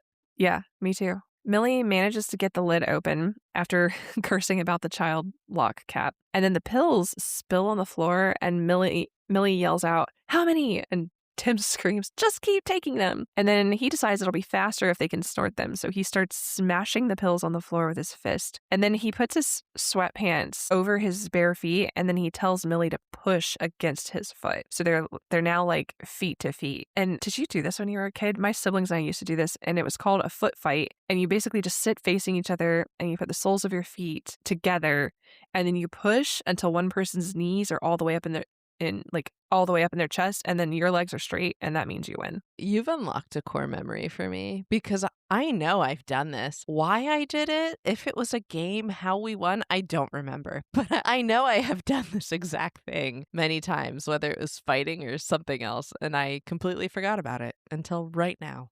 Yeah, just kid things. Millie is screaming that she wants to die and she can't do this. And then Tim is yelling encouragement and he's saying that she's so strong and yes, she can. And she needs to just keep pushing. And then he passes out. Fun little fact here, but this scene, the one where they're pulled towards each other in the hallway, this is the first scene that the director wrote before he wrote anything else in this movie. So he just liked the idea of like two people being drawn together in a hallway for some reason, wrote this scene, and then the rest came to be later. Oh, that's interesting. I think if you'd told me, guess which scene he wrote the movie around, I would have had to go with Stretch Arm Dong because it's so, it's just so intense. It is. He definitely felt drawn to that scene too, but no, this was the first one. Later, Tim is coming to at daylight and he is sitting at his kitchen table. Millie has taped him to the chair and Millie, who is straddled across him, says, "Oh, I was hoping I'd have more time before you woke up." And then she kisses him and she says, "It's gonna be okay." And then she says, "We don't have time for you to hem and haw about this." And he says, "About what?" And then he glances at the table and then we see Chekhov's reciprocating saw. And he says, "This is a weird time for a joke." But Millie ignores him and says, "It's not getting worse," which means the drugs must be in their system. But when they do wear off, it will start again. Then she starts pouring booze down his throat and he's protesting and saying that she's just going to make all of this worse. And then he has a realization. He goes, "Oh God, you're right-handed." And it's her right hand that is fused to him. So she's going to have to use her left hand to do this. And then she says he can't have any more whiskey because now she can feel it. And then he goes, "You're right-handed and you're drunk. Remember when you said you weren't holding me hostage?" And she says, "If we don't split now, it will be much harder later." Which, callback. He says that there has to be another way, and then they notice that their arms are starting to flex and kind of wake back up. So he changes his mind immediately, and he says, "Do it." And can you even operate a reciprocating saw one-handed? It's been a minute since I've used one of these, but I am almost sure that there is some sort of safety lever that forces you to use both hands, but I'm not sure. It's been a minute. Well, I guess now that I'm thinking about this, in the scene where he unpacked this thing, it kind of just goes off in his hand. So maybe it's a faulty one. Yeah, or it could just be like a cheap knockoff. Like Yeah. Maybe it's been recalled or something. Yeah. Millie turns it on and it bucks like a shotgun and it like arcs out behind her as she loses control of it and it clips the wooden floor. And then they're both screaming. Tim's like, "Do it, do it." And she's like, I'm doing it. And there's this crazy dramatic buildup as a saw gets turned on and then it gets closer and closer to their bonded skin. And then Millie abruptly stops and she goes, "I'm sorry I didn't believe you. You were right, obviously." And then he screams, "Babe, just go." And then she does, and they both scream. And then we see close-ups of their screaming faces, but one quick shot of the saw entering their flesh and the blood starting. And I gotta say, this entire scene is so good. the horror builds because you realize what's going to happen, but you're still getting their dynamic where she's like taking charge because she can't rely on him and his indecisiveness. And he is unsure, but ultimately knows she's right and trusts her to do it. And then she takes a second to apologize, and you get the Chekhov's reciprocating saw. Like, this scene is incredible. It might be the best scene in the entire movie, even though I still really like that nightmare scene.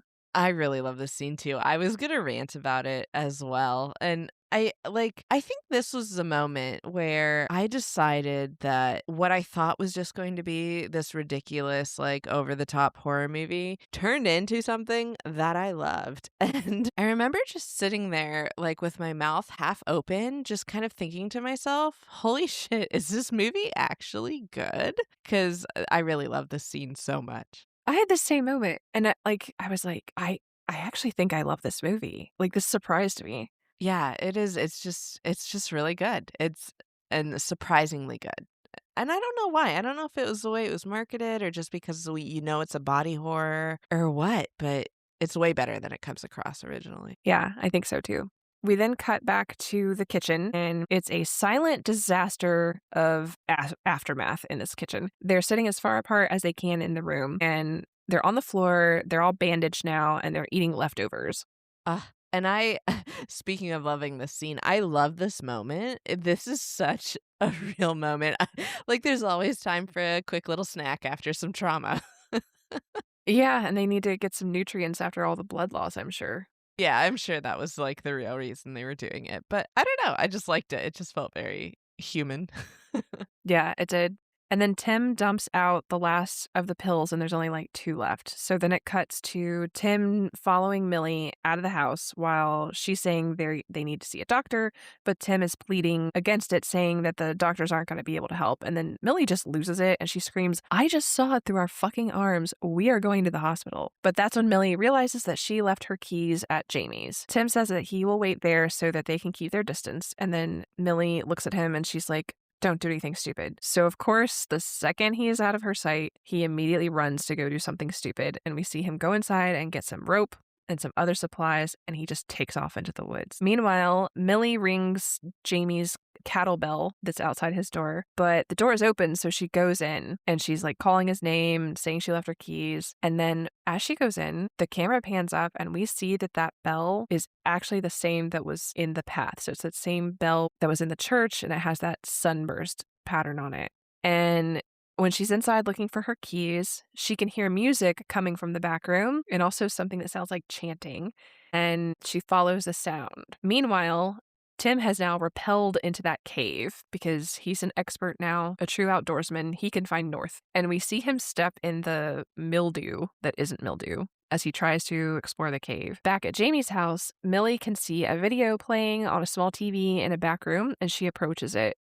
It shows a string of people dressed in white on a sunny day entering a small church-like structure in the woods. And we also see that same bell with the same sunburst. There's this really cool shot here where the camera zooms in on the bell that's on the TV in Jamie's house, and then it cuts quickly to the cave that Tim is in, and the way it cuts, you can see the light hit the cave wall, so it's kind of in the shape of the chapel. And then at the very top of it is the bell that's just slightly sticking out of the cave, and I thought it was really pretty. Oh yeah, it's really pretty. And in the cave, Tim also notices facial features that are in the cave wall, kind of like someone either carved them there or perhaps the cave swallowed the people and made them parts of the walls. And do we know, like, did the cult become part of the cave? Was the mass suicide joke not really a joke? I don't know if the cult became part of the cave, but the director does say that the cave is this ancient entity that literally swallowed up the church that was out there.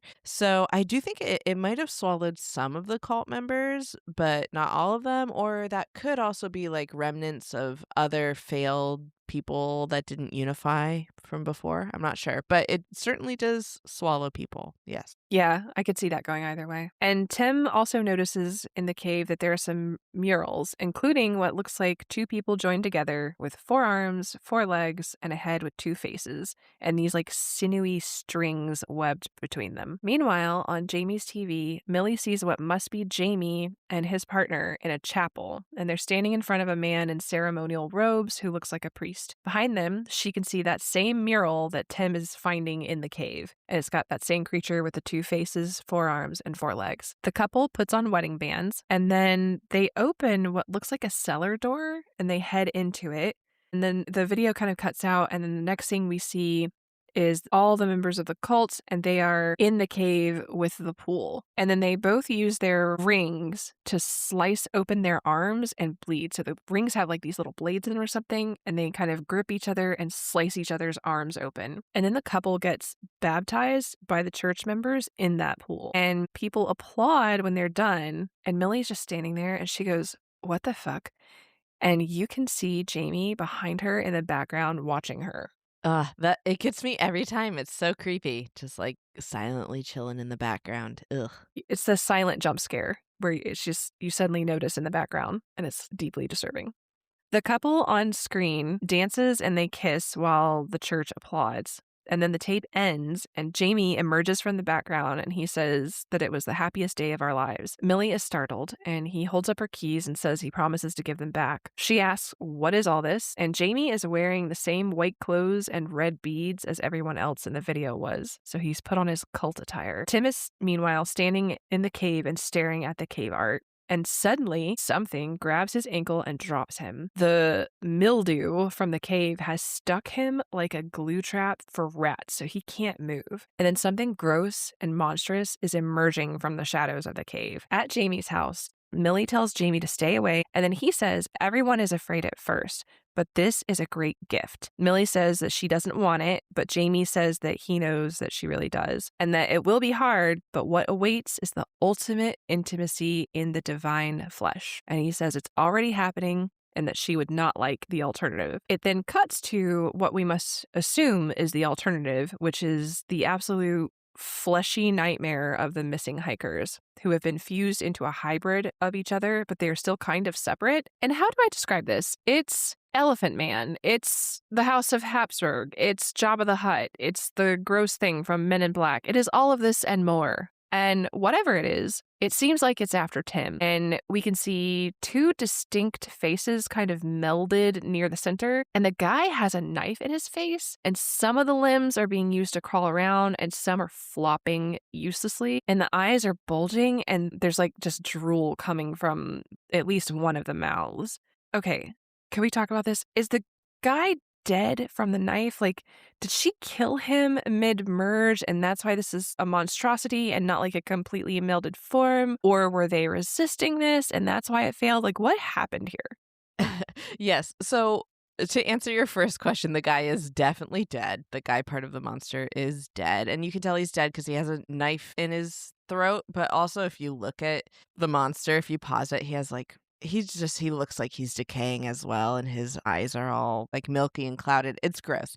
So he's definitely dead. What happened to them exactly? We don't know. We never find out. But Jamie does mention either right before this, I think it's right before the monster is shown. He says, if unity is resisted, it will end in an unfortunate way. So it was resisted here. And whether that means that they didn't fully form together and became this monster, and then the guy killed himself, or she killed him during the merge. Either way, it didn't work. And this is my bloody shovel, because this disgusting, goopy mess of a human being is what we would define as the result of a toxic relationship, or a couple that stayed together when they should not be together. And because of that, we get this horrifically goopy monster that has random arms hanging out of boobs and an extra leg that's tied to a knee, and a dead guy attached to this living pink-haired woman. And it's crazy. I love it. It's disgusting. Yeah, it's disgusting. I love it.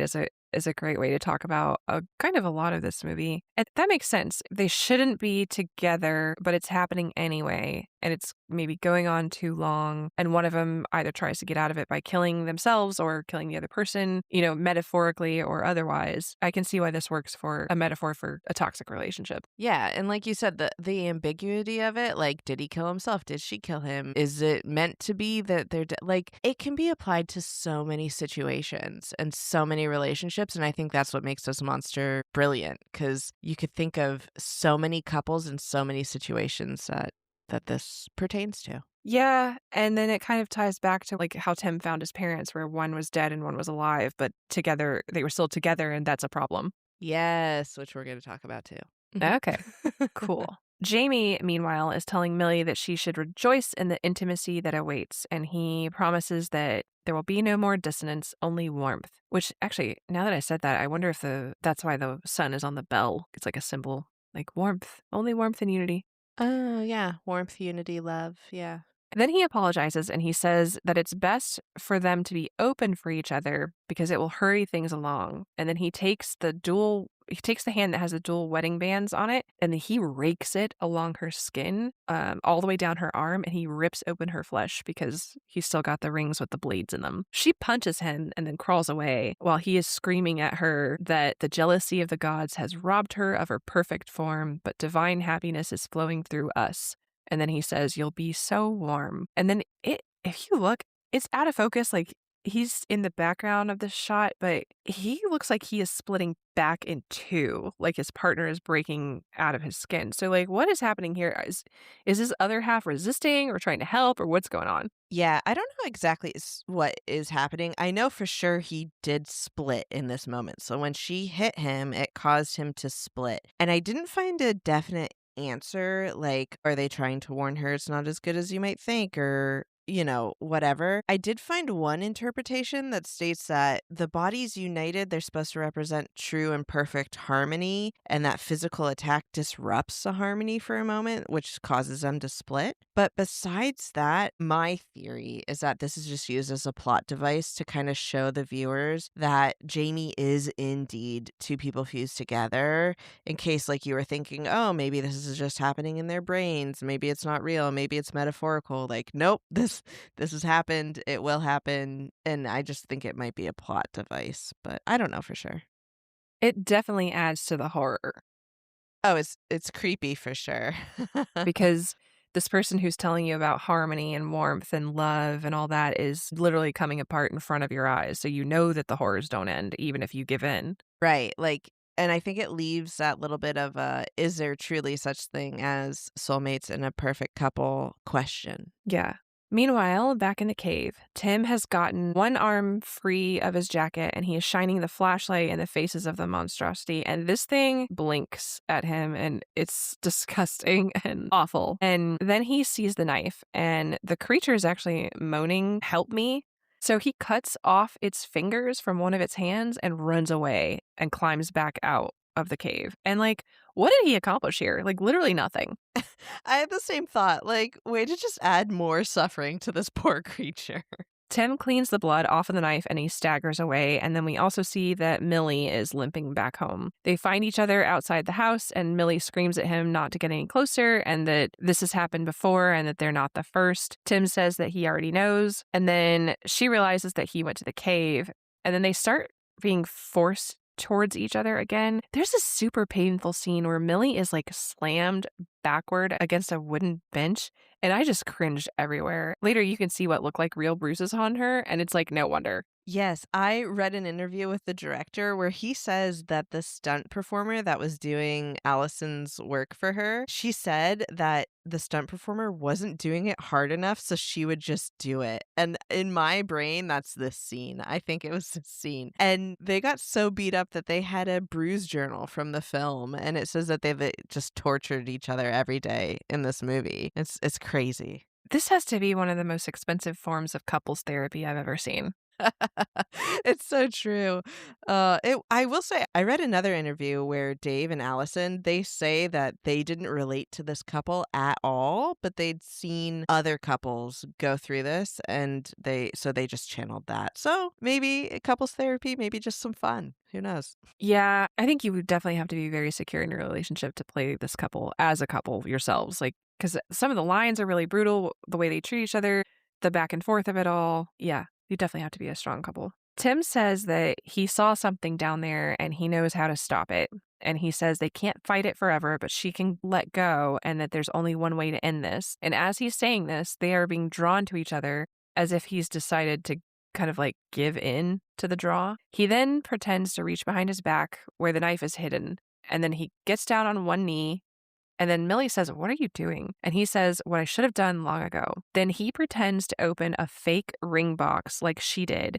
And she says, "Are you fucking kidding me?" And then he says, "I used to worry that I wouldn't remember who I was without you, but I remember exactly who I was. Miserable, incomplete, cold, and wasting time thinking about bullshit dreams coming true. But you are the dream that came true. And I'm sorry it took so long, and I suck, but I love you so much." And then Millie says, "I love you so much." And then Tim tells her to close her eyes, and she's immediately concerned. Then he pulls the knife out, and he puts it to his throat. And then he says, "It won't end until one of them dies." And then she says, "It doesn't have to be like that because it's going to be okay." And she begs him to drop it. And then suddenly we see that the wound in Millie's arm is bleeding profusely, and the trail of blood is creeping up Tim's body like a worm. And then she collapses and he runs to her, and she tells him to run away and to be free, but he says he will never be free from her. And then she asks him to promise her one thing, and he says anything. And then she says, "Promise you'll make my final post BRB dying." And then they laugh, but Tim pleads with her to stay with him, and it looks like she dies in his arms as he cries. Ugh, I know. This scene, this was a scene that solidified it for me that, like, I'm rooting for this couple.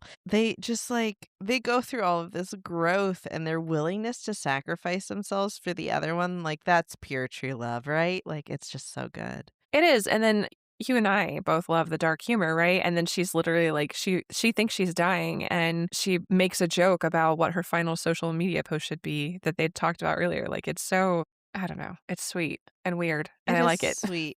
Oh, I like it too, because it's like, not only is she choosing to die for him, but she's like, but I'm gonna make it funny so you're not, at least there's something cute to remember about this moment. Like, it's just, so good. We then see Tim carry Millie into the house and put her on the couch. She comes to, and she goes, "What have you done?" And he says that this was the only way to stop the bleeding. And then we see that her wrist is enshrouded by his hand, and that their combined flesh is now growing around it. And she says, "No, I was trying to let you go." And then he asks if that's really what she wanted, and she says no. So then he flips through their albums and he puts on the Spice Girls album. And she says, "You remember that?" And he says he imagined it as their first dance, but it won't happen now. She asks if he's sure that he wants to do this. And then he says, "I do." And then they take off their clothes and they start to embrace and kiss. And then their bodies start to literally combine into one. And I can't do the special effects here justice. They're embracing, and as they do, their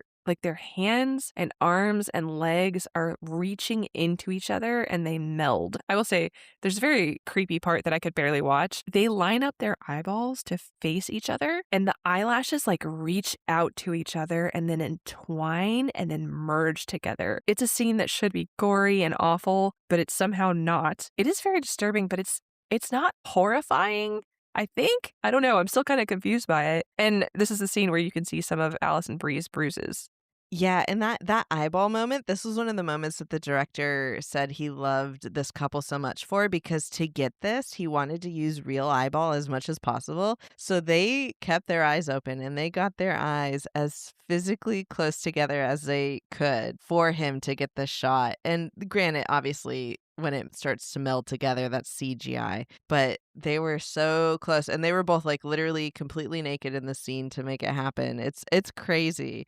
I'll post a picture of like how close their actual eyeballs were in real life next to how the CGI did it, but it's like right there. Yeah, it's really good. This scene, I think, will be with me for a long time. And then the last we see of them, as the camera is panning away from this scene, you see one final shot of them kind of smushing into one person, and they're they're not screaming exactly, but they're kind of groaning and like going, oh, but their faces are like half and half. And it's like a humanoid creature, but you're kind of losing some of the features and everything as everything's being like reshaped literally. And then as it pans away from these two people becoming one person, you kind of see like the bloody saw in the kitchen and the bandages and all this other stuff. And then it shows you the laptop that Tim had been using earlier with still like the no internet signal on it. But then the internet suddenly comes back on and we see their last post. And it is in fact still, "We took the plunge." In the next scene, it's clear that some time has passed and the house has been tidied up. We can see a car outside. It pulls up and we see footsteps on the driveway walking past a blood trail. It pans up to an older couple approaching the home and they ring the doorbell. But guess what? It's now the cult doorbell, the same sunburst bell outside their home now. And then someone answers the door, but who is it? Is it Millie? Is it Tim? Is it both? Tilly? Mim? Because it's neither one of them. It's the person that they have now become together. Yes, the crew called it Tilly. Tilly? Yeah. I like that. And this is where I have to point it out. The parents, they are dressed alike. They are dressed exactly alike. So remember from earlier, the everyone loves how what should we match from the end. Yep. Interesting. Yep. I think that's on purpose. And the movie ends. Love it. Great movie. Okay, so we dug around together. It's time to dig deeper. Charlie, what did you unearth for us in the culty woods of this codependent couple? This episode is brought to you by Google Chrome. You think you know a browser, but Gemini and Chrome? That's new. It can help you with practically anything on the web, like restoring a vintage motorcycle from a 50-page restoration blog, or finally break down that long article you've had open for weeks. Gemini and Chrome is here for it. Ready to make anything online make sense? There's no place like Chrome. Check responses, setup required, compatibility and availability varies, 18+. Did you know Sam's Club isn't a store? It's actually a club. With cool finds and like a whole community. It's a club. Of course, Jason. It's in the name. Sam's Club. Oh, yeah. Come join us. Sam's Club.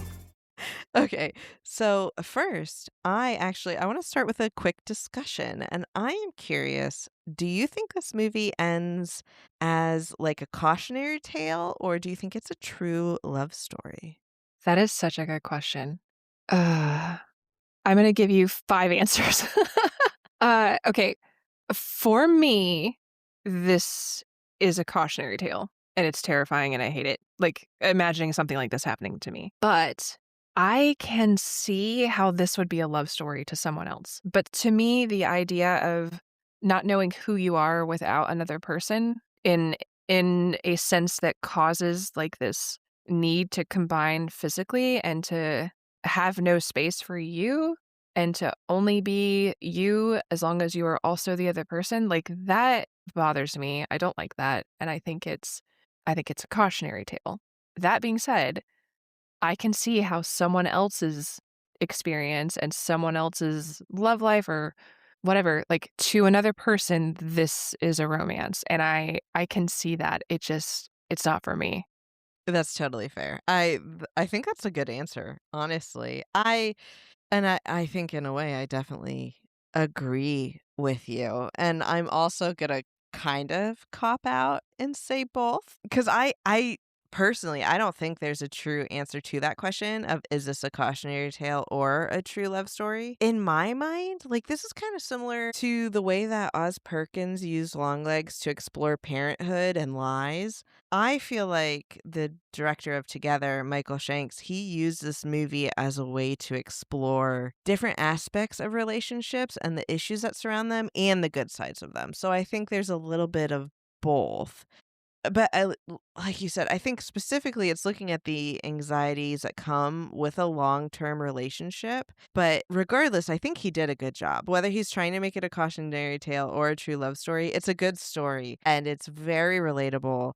And I think literally all of the anxieties and reservations, love, and codependencies that the characters experience in this movie, I have at some point in my life felt those emotions to some extent.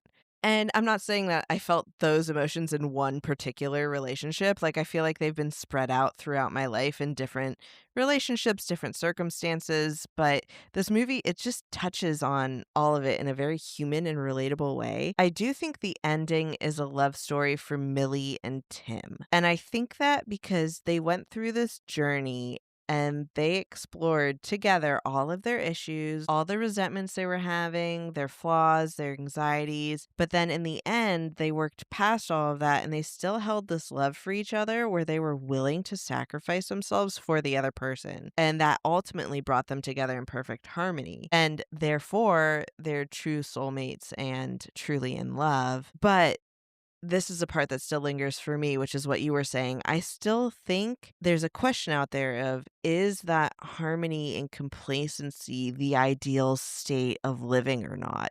And like you said, for you, it's not, because for you, it's losing who you are and being dependent on this other person. And at the end of the day, they still had to sacrifice who they were to become something else. And that's super scary. So I don't know. I don't know if it's which it is. Yeah, well, I mean, it is scary, but also when you think about like there's some other supernatural force at play here that's forcing them into this. So, yeah, maybe they've figured out how to do it on their own terms, even when they were backed into a corner, but they were manipulated and given a magic potion of church hole water or whatever. So, that part definitely makes me think this is cautionary. This is awful. It can't be a true love story because their agency had been manipulated. But maybe you could argue that in relationships, sometimes it feels like your agency is manipulated when the environment or your circumstances are a certain way. It's almost like I don't have a choice. Or even if you technically have choices, if all of the choices feel awful, how much freedom do you really have to make any other decision? Yes, that's such a good way to put it too. And you could almost say, and I'm actually going to talk about this in a little bit, but that lack of choice or that losing of agency because this magical potion was forced upon them, it's kind of like being forced into a corner by societal pressures and standards and things like that people experience in relationships now. And is that natural? Is that normal? Is it some ancient telling of soulmates, or is it something evil? I don't know. So it's interesting. So to kind of understand it better, I think we should talk about the director's perspective of this. So the director, Shanks, he states that through this movie, he, quote, explored the potential horror of sharing a life with someone, the lingering anxieties of commitment writ large. Together is about codependency, monogamy, romance, and resentments. And he said he actually based this movie off of his 16-year relationship with his partner. And Oh, oof. well, it's so funny. It's so funny you say that because he pitched this to her and initially she was like, no, like I'm kind of uncomfortable with this. But as he was writing the script, they were going through it together and like reliving some of their old moments, and they were doing their good moments and their bad moments. But he said he would literally call her and be like, hey, remember that fight we had? You said this awful thing to me. What did I say back to you? I can't remember. And Oh he my wrote it into the God. script. Yeah, isn't that crazy? Maybe these two have the strongest relationship. Maybe it's not Allison Brie and David Franco. It's true. Well, he did say too, he said he thinks that some couples will come and watch this movie, and after this movie, they'll break up because of the like how intensely he explores relationships and that you have to be secure in it to survive this movie. Yeah, like I'm in this photo and I don't like it. Exactly. But he says the reason that he made this is that he and his significant other, their lives were so intertwined that just the idea of them separating at some point seemed like it would be as difficult and as painful as physically separating from each other. So he wanted to kind of play with that a little bit. But he does call the end of the movie a romantic and loving resolution, which I think that means he sees this as a love story. And he's actually quoted as saying that he sees this more as a romantic comedy or drama than he does a horror. I mean, there's definitely comedy in it, and it's delightful. I think, oh, gosh, I don't know. This is a tough one to categorize, I'll be honest with you. It is. And I I'm glad we can't, because if we could, then we would all know the secrets of the world, and no relationship's perfect, no person's perfect. You're not going to get to the end of the movie and be like, oh yeah, everyone has a soulmate and they need to come together. Like that's not the way the world works, right? Do you No, but also, do you know what I'm realizing that I actually really like? Have you ever watched a movie where you can tell like the director or the writer was having a fight with his ex in the script? Oh gosh, I've never watched them from that perspective, but now that you're saying it, like I'm thinking of a couple that yes, I can think of. Like they'll portray the if it's a heterosexual couple, right? They'll portray like the woman as just being this unrealistic bitch who was demanding and shallow and whatever, and the guy's like, "Oh, I was just trying to help and whatever." And you get the sense that this guy was having a fight with his like he was trying to how you have shower fights, like you win an argument in your head in the shower, like, "Oh," and then I would say this, and then they would be like, "Oh, I'm devastated by your wit." I feel like there are movies where a bad writer will kind of put that in their script and it's just them trying to win a fight that they lost. Yeah, yeah, I could totally see that. Yes. Yeah, but this I never got that once from this director, and the fact that he was taking literal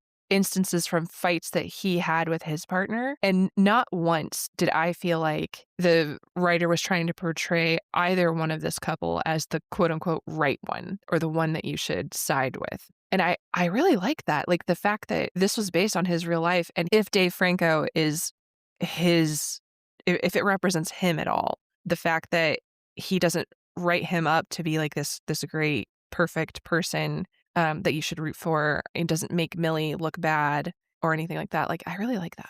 It's funny you say that because Dave Franco's character, the director did base that character off of him, but he said he based Tim off of his like darker shadow self. So Tim was supposed to be some of the worst versions of him, and he actually lightened it up a little bit after. So he was critiquing himself more being than harder his on himself. spouse in this. Yeah. Yeah.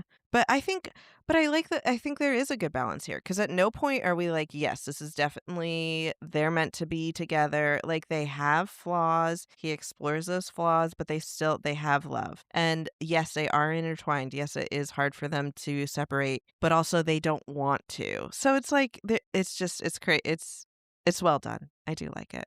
And also, this is just so weird to me. But before we move on from the director's perspective completely, a little fun fact. So you mentioned he's an Australian director, and you remember too how we mentioned that the directors of Saw were Australian as well, and they had to come to the US for funding. Yes. Okay, so Shanks also had to come to the US to find funding to get this picked up.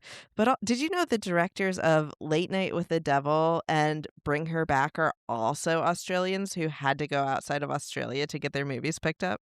I did not know that about Late Night with the Devil, and I really like that movie, and we're so going to do that one eventually. But I did know that about Bring Her Back. I didn't. So I just thought it was a fun fact that like there's these amazing horror writers in Australia just looking for money to write their movies. What's wrong with you, Australia? Do we have Australian listeners? Australian listeners, what's wrong? Why don't you like horror? What's going on? Are you too happy? Is that what it is? You're just maybe they're just too content out there. just watching to watch koalas horror. fall out of trees and just whatever else Australians do. Like that must be it. You're too happy to enjoy a little bit of horror, but keep making it. Whatever. I don't care. Well, it's funny because to me, Australia is like the ultimate horror. You have, because they say koalas are actually gross in person. Kangaroos can kill you. Like, there's nasty giant bugs. Maybe they live in horror, so they just don't need it in their day to day. On the. I think your analysis is probably spot on. Do you know what a gimpy gimpy is? No, what's a gimpy gimpy? It's a poison plant, and it has like stinging nettles on it that are supposedly the pain is so much it's caused like horses to run off of cliffs. Yeah, the like suicide plant or whatever, Yes. right? Like if you get stung with it, like they will kill themselves to end the pain. Yeah, that's awful. No, Yeah. thank you. I don't know if literally any of that is true, but if you've got a plant like the gimpy gimpy in your backyard, I suppose you wouldn't maybe have as much of a taste for horror if your actual outdoors is just a horror show. So that's fair. I Exactly. forgive you, Australia. Oh, man. Anyways, back to the story. Let's talk about some of the lore that the director used to explore anxieties of long-term relationships, because I love lore. So, we already talked about the Rat King and how they're a natural phenomenon, but let's get a little deeper into it. So, the earliest reported Rat King is from 1564, and most examples throughout history do involve black rats specifically. But the most recent report of a Rat King was 5 live mice that were found in Estonia in 2021. And the mice were all entangled, and someone filmed them and then was able to save them by untwisting all of their tails. But the term rat king, it actually evolved from a German word that didn't refer to actual rats, but was an insult to people who lived off of other people. So kind of like what we might call someone like a leech now or something like that. The Germans used to call people rat kings, and that's the origin of that. It does sound like a German insult. It does. So why do rat kings fit this movie? There's the obvious idea of a bunch of things being stuck or fused together, and therefore they live painfully and die. And it kind of would work better with the monster that Tim finds down in the cave, but it opens a door for the allegory of the boiling frog, which I think is more important than the actual Rat King itself. So during the movie, Tim mentions how when he was a kid, his dad smelled the dead rat in his room, and he just couldn't find it. And he relates that back to how his mom broke when his dad died in his sleep, and she got so used to sitting there next to his smelling corpse that she eventually didn't notice it, in the same way that Tim didn't notice the smell of the rat in his room. So this is very similar to the boiling frog story, which goes, if you throw a frog into a pot of boiling water, it's going to try to jump out because it's obviously painful and deadly. But if you place a frog in a pot of comfortable water and then turn on the heat, the frog will stay in the pot content until it's too late and it's boiled alive. So what the director is doing here is he's using that allegory to show how toxic relationships evolve with time. And typically, really no one starts a relationship thinking that that relationship is going to hurt them, or like you don't go into a relationship that feels difficult. You go into a relationship because it feels healthy and loving and right. And it almost always starts from some level of love and kindness and infatuation, because everyone's putting their best foot forward. But as time evolves, things within that relationship start to unravel and true colors are shown. But by the time that happens, you've built this life with this person with some level of dependency on them. And oftentimes you get lost in that like sunk cost fallacy, like, oh, I've already wasted 5 years with them. I can't give up on this now. And you don't realize that the relationship that you're currently in has turned toxic or harmful in some way. So, yes, Tim is haunted by the trauma of finding his mom with his dead father, and he's also haunted by the idea that he may be living with a dead rat and not knowing it because he's gotten so used to the smell. But what it's really exploring is that he's afraid that this relationship that he's in smells, aka it no longer serves him or it isn't healthy, but he doesn't know that because it's become his new normal. And it's just this fear that he's lost himself completely in this relationship without knowing it. And that's why the Rat Kings are important. And I like that. Oh, yeah. It's like, they say, I didn't know who I was without you, or I was afraid or whatever. But the other side of that fear is, I don't know if who we are together is me. And I don't know if who we are together is right. Yes, like I don't know if who we are together is healthy, is normal. Is this the amount a couple fights? Is this the amount a couple feels complacent? Is this right? Should I be feeling more? Should I be feeling less? I don't know, because this has just been the way it's been for years and years. And that feels like horror to me, because if you're with somebody for so long and you're like, how do you even realize that you're not healthy for each other, and you're not, because the longer you are together, the harder it is to split. So, yeah. Oof. Look at you using a direct quote from the movie. I love it. But yes, I agree. And I I think that's the whole point of this movie is to explore that. And I think it also calls out the fact that nobody really knows. I'm sure there are some people that die and think they die with their soulmate and that that is their person. But I don't think that that is the standard in life. I think most people have this fear to some extent. Yeah, I think so too. And I also think we would do well to start redefining what we mean when we say a successful relationship. Because at least in the United States, and at least in the culture that I grew up in, and the only one I've ever seen, a successful relationship, particularly a successful marriage, is only defined by not getting a divorce. And I don't think that's right. I think a marriage that ends in divorce because two people knew that they were not good together, I think that is a successful marriage. And I think that marriage is a lot more successful than the couple that stays together legally, doesn't get a divorce, and dies hating each other and wondering what could have been. And I wish we could get, like, as a society, we could get over kind of this puritanical view of marriage and relationships and what constitutes a healthy and a good relationship or a successful one. If you got out when it was time to get out, that was a successful relationship because you got out and you're still you and you didn't succumb to whatever that would have been. You have just given me the most beautiful segue into my next point. Oh. You would have thought that was scripted. It was so good. Straight off the dome. Yeah, it was beautiful. So, on that note, I want to talk about the cult. So, according to Shanks, who is the director, the cult is supposed to represent the societal push towards monogamy and traditional values. So, exactly what you were just saying. Okay. Right? So let's talk about the cult a little bit. I think we see it. I think we see it a lot in this movie because at the end, they're wearing all white. They're getting married in a church. It's all traditional. It's coming together. It's coming together forever, no matter what, to become one perfect person intertwined. And that is the traditional kind of thought of monogamy and marriage. The other thing that Shanks says about the cult is that they're not supposed to be evil. They're just this weird love cult that ends up getting swallowed by an ancient cave, which I think is hilarious. How are they not evil? They tried to force it on at least two people, right? Because the monstrosity in the cave, the two hikers, they weren't willing to do that. And then Jamie was forcing it out on Millie. So how is that not evil? So there's the cult and then there's the cave. They're two different entities. I think the ancient gut cave that holds the water is more of the evil thing, while the cult is just a bunch of weirdos that found the well. And the way they made sense of that was to be like, oh, ultimate peace and love, bro. You know? But I could Okay. be wrong.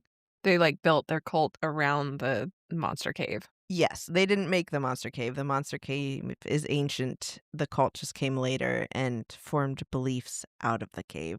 And I mean, we know the cave and the cult don't get along because the cave swallowed up the cult whole. So there's certainly some evil to them. But if they're not pushing it on people, how else would they represent societal norms? So Yeah, that's true. yeah.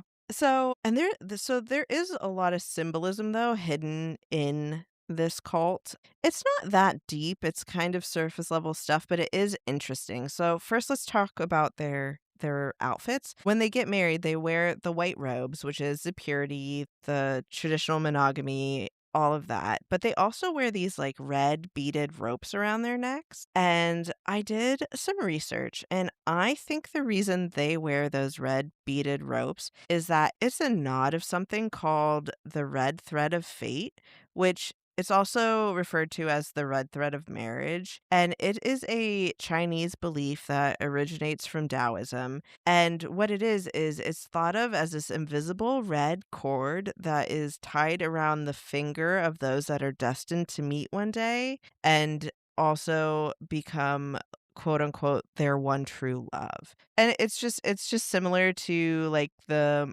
more Western concept of like twin flames or destined partners. Just that when two people are born, they're destined to meet, and when they do, they'll fall in love and get married. So I think that's what the ropes are showing here.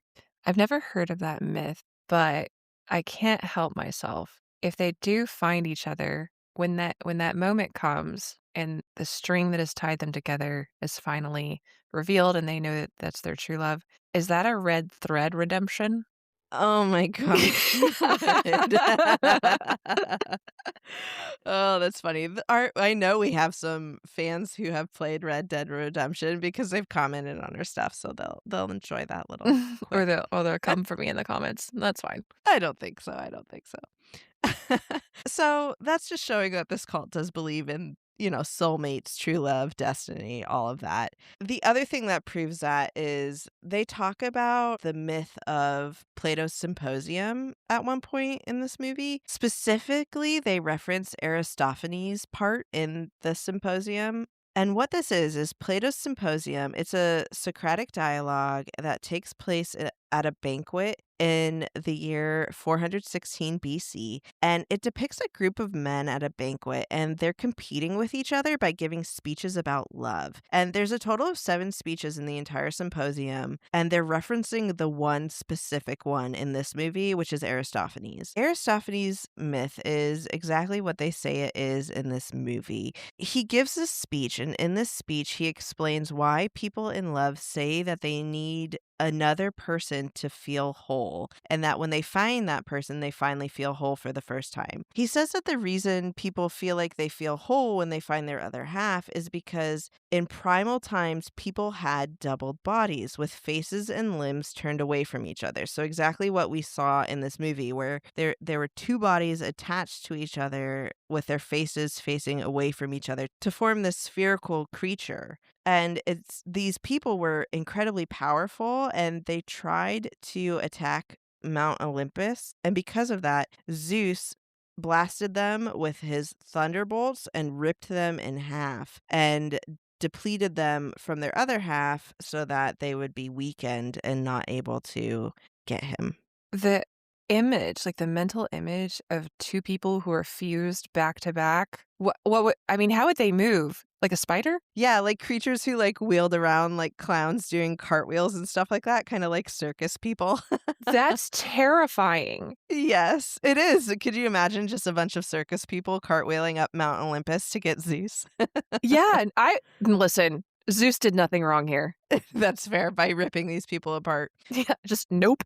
Nope. What's funny is that this myth, we're laughing at it. A lot of scholars actually believe that this was supposed to be like a parody or comedy. It's not necessarily supposed to say that soulmates are real. That actually some people say that it's just like a cautionary tale and not actually fact. So it's not necessarily that the Greeks did believe that this was the original form of humans. It's just that Plato wrote a symposium, and in the symposium, the scholar Aristophanes gave a speech, and the speech was about love.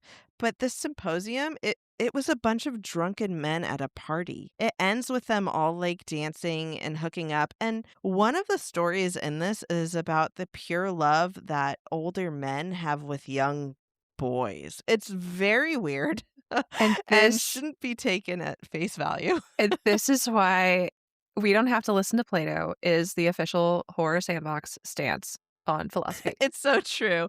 Or just don't take Plato so seriously. Yeah. What a weirdo. So yes, Plato is a weirdo that potentially wrote a comedy about love that is literally the foundation of the myth of soulmates. That's so funny. And that is what this ancient evil cult in this movie is based off of. That's so trippy, man. I'm trying to imagine, what if, centuries from now, historians are parsing through the record of what we think about what people from this time right now thought about love and whatever. And what if some of the only stuff that survives is parody? Right? It's like the one fanfic database somewhere survives, and that's the one that they base love off of. all they have to go off of is Manacle, the Harry Potter one or whatever. Have you heard of that God. one? Or it's real dark. Oh yeah, no, I was gonna say, what's the vampire one? Why am I blanking on that?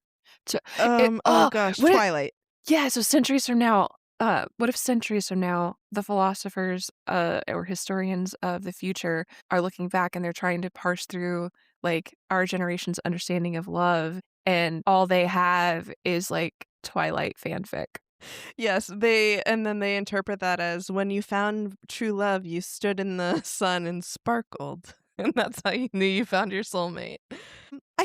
That's all I really had to say on this movie. It's pretty straightforward in the way that I guess it's not straightforward at all, but it's just a investigation into commitment and long-term relationships and how do you know that you're in the right one. And that's really it. There is one more thing I want to mention before we end the episode. I do want to talk about the fact that this movie is currently going through a lawsuit, and it's going through a U.S. copyright lawsuit from the production studio Studio Fest, which claimed that this movie ripped off ideas from Patrick Fellin's 2023 comedy Better Half.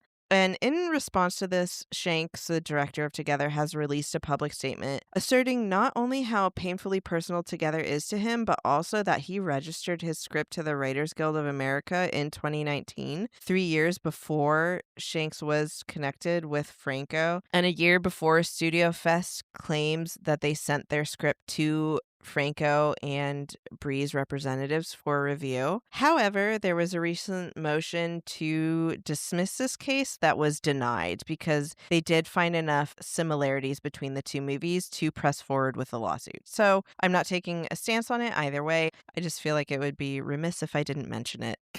I think it's funny that there's a lawsuit about this movie and it's not the director's partner suing him. Like that, like if you told, like if I, before seeing this and before listening to all this and learning all this, if you'd have told me the premise of this movie and that the director based it off of his life and that there was a lawsuit, I would have gone ABC and like, I know exactly where that's going, and I'd be wrong. Yeah, that they're suing him for defamation of character.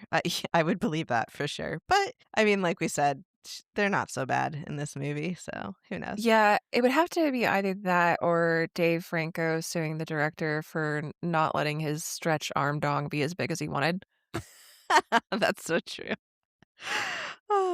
But on that note, so what did we dig up today? Is this horror? Is this a love story? Is this a tragedy? What is this? What do you think this movie is? Can this be the first time I just say I don't actually know?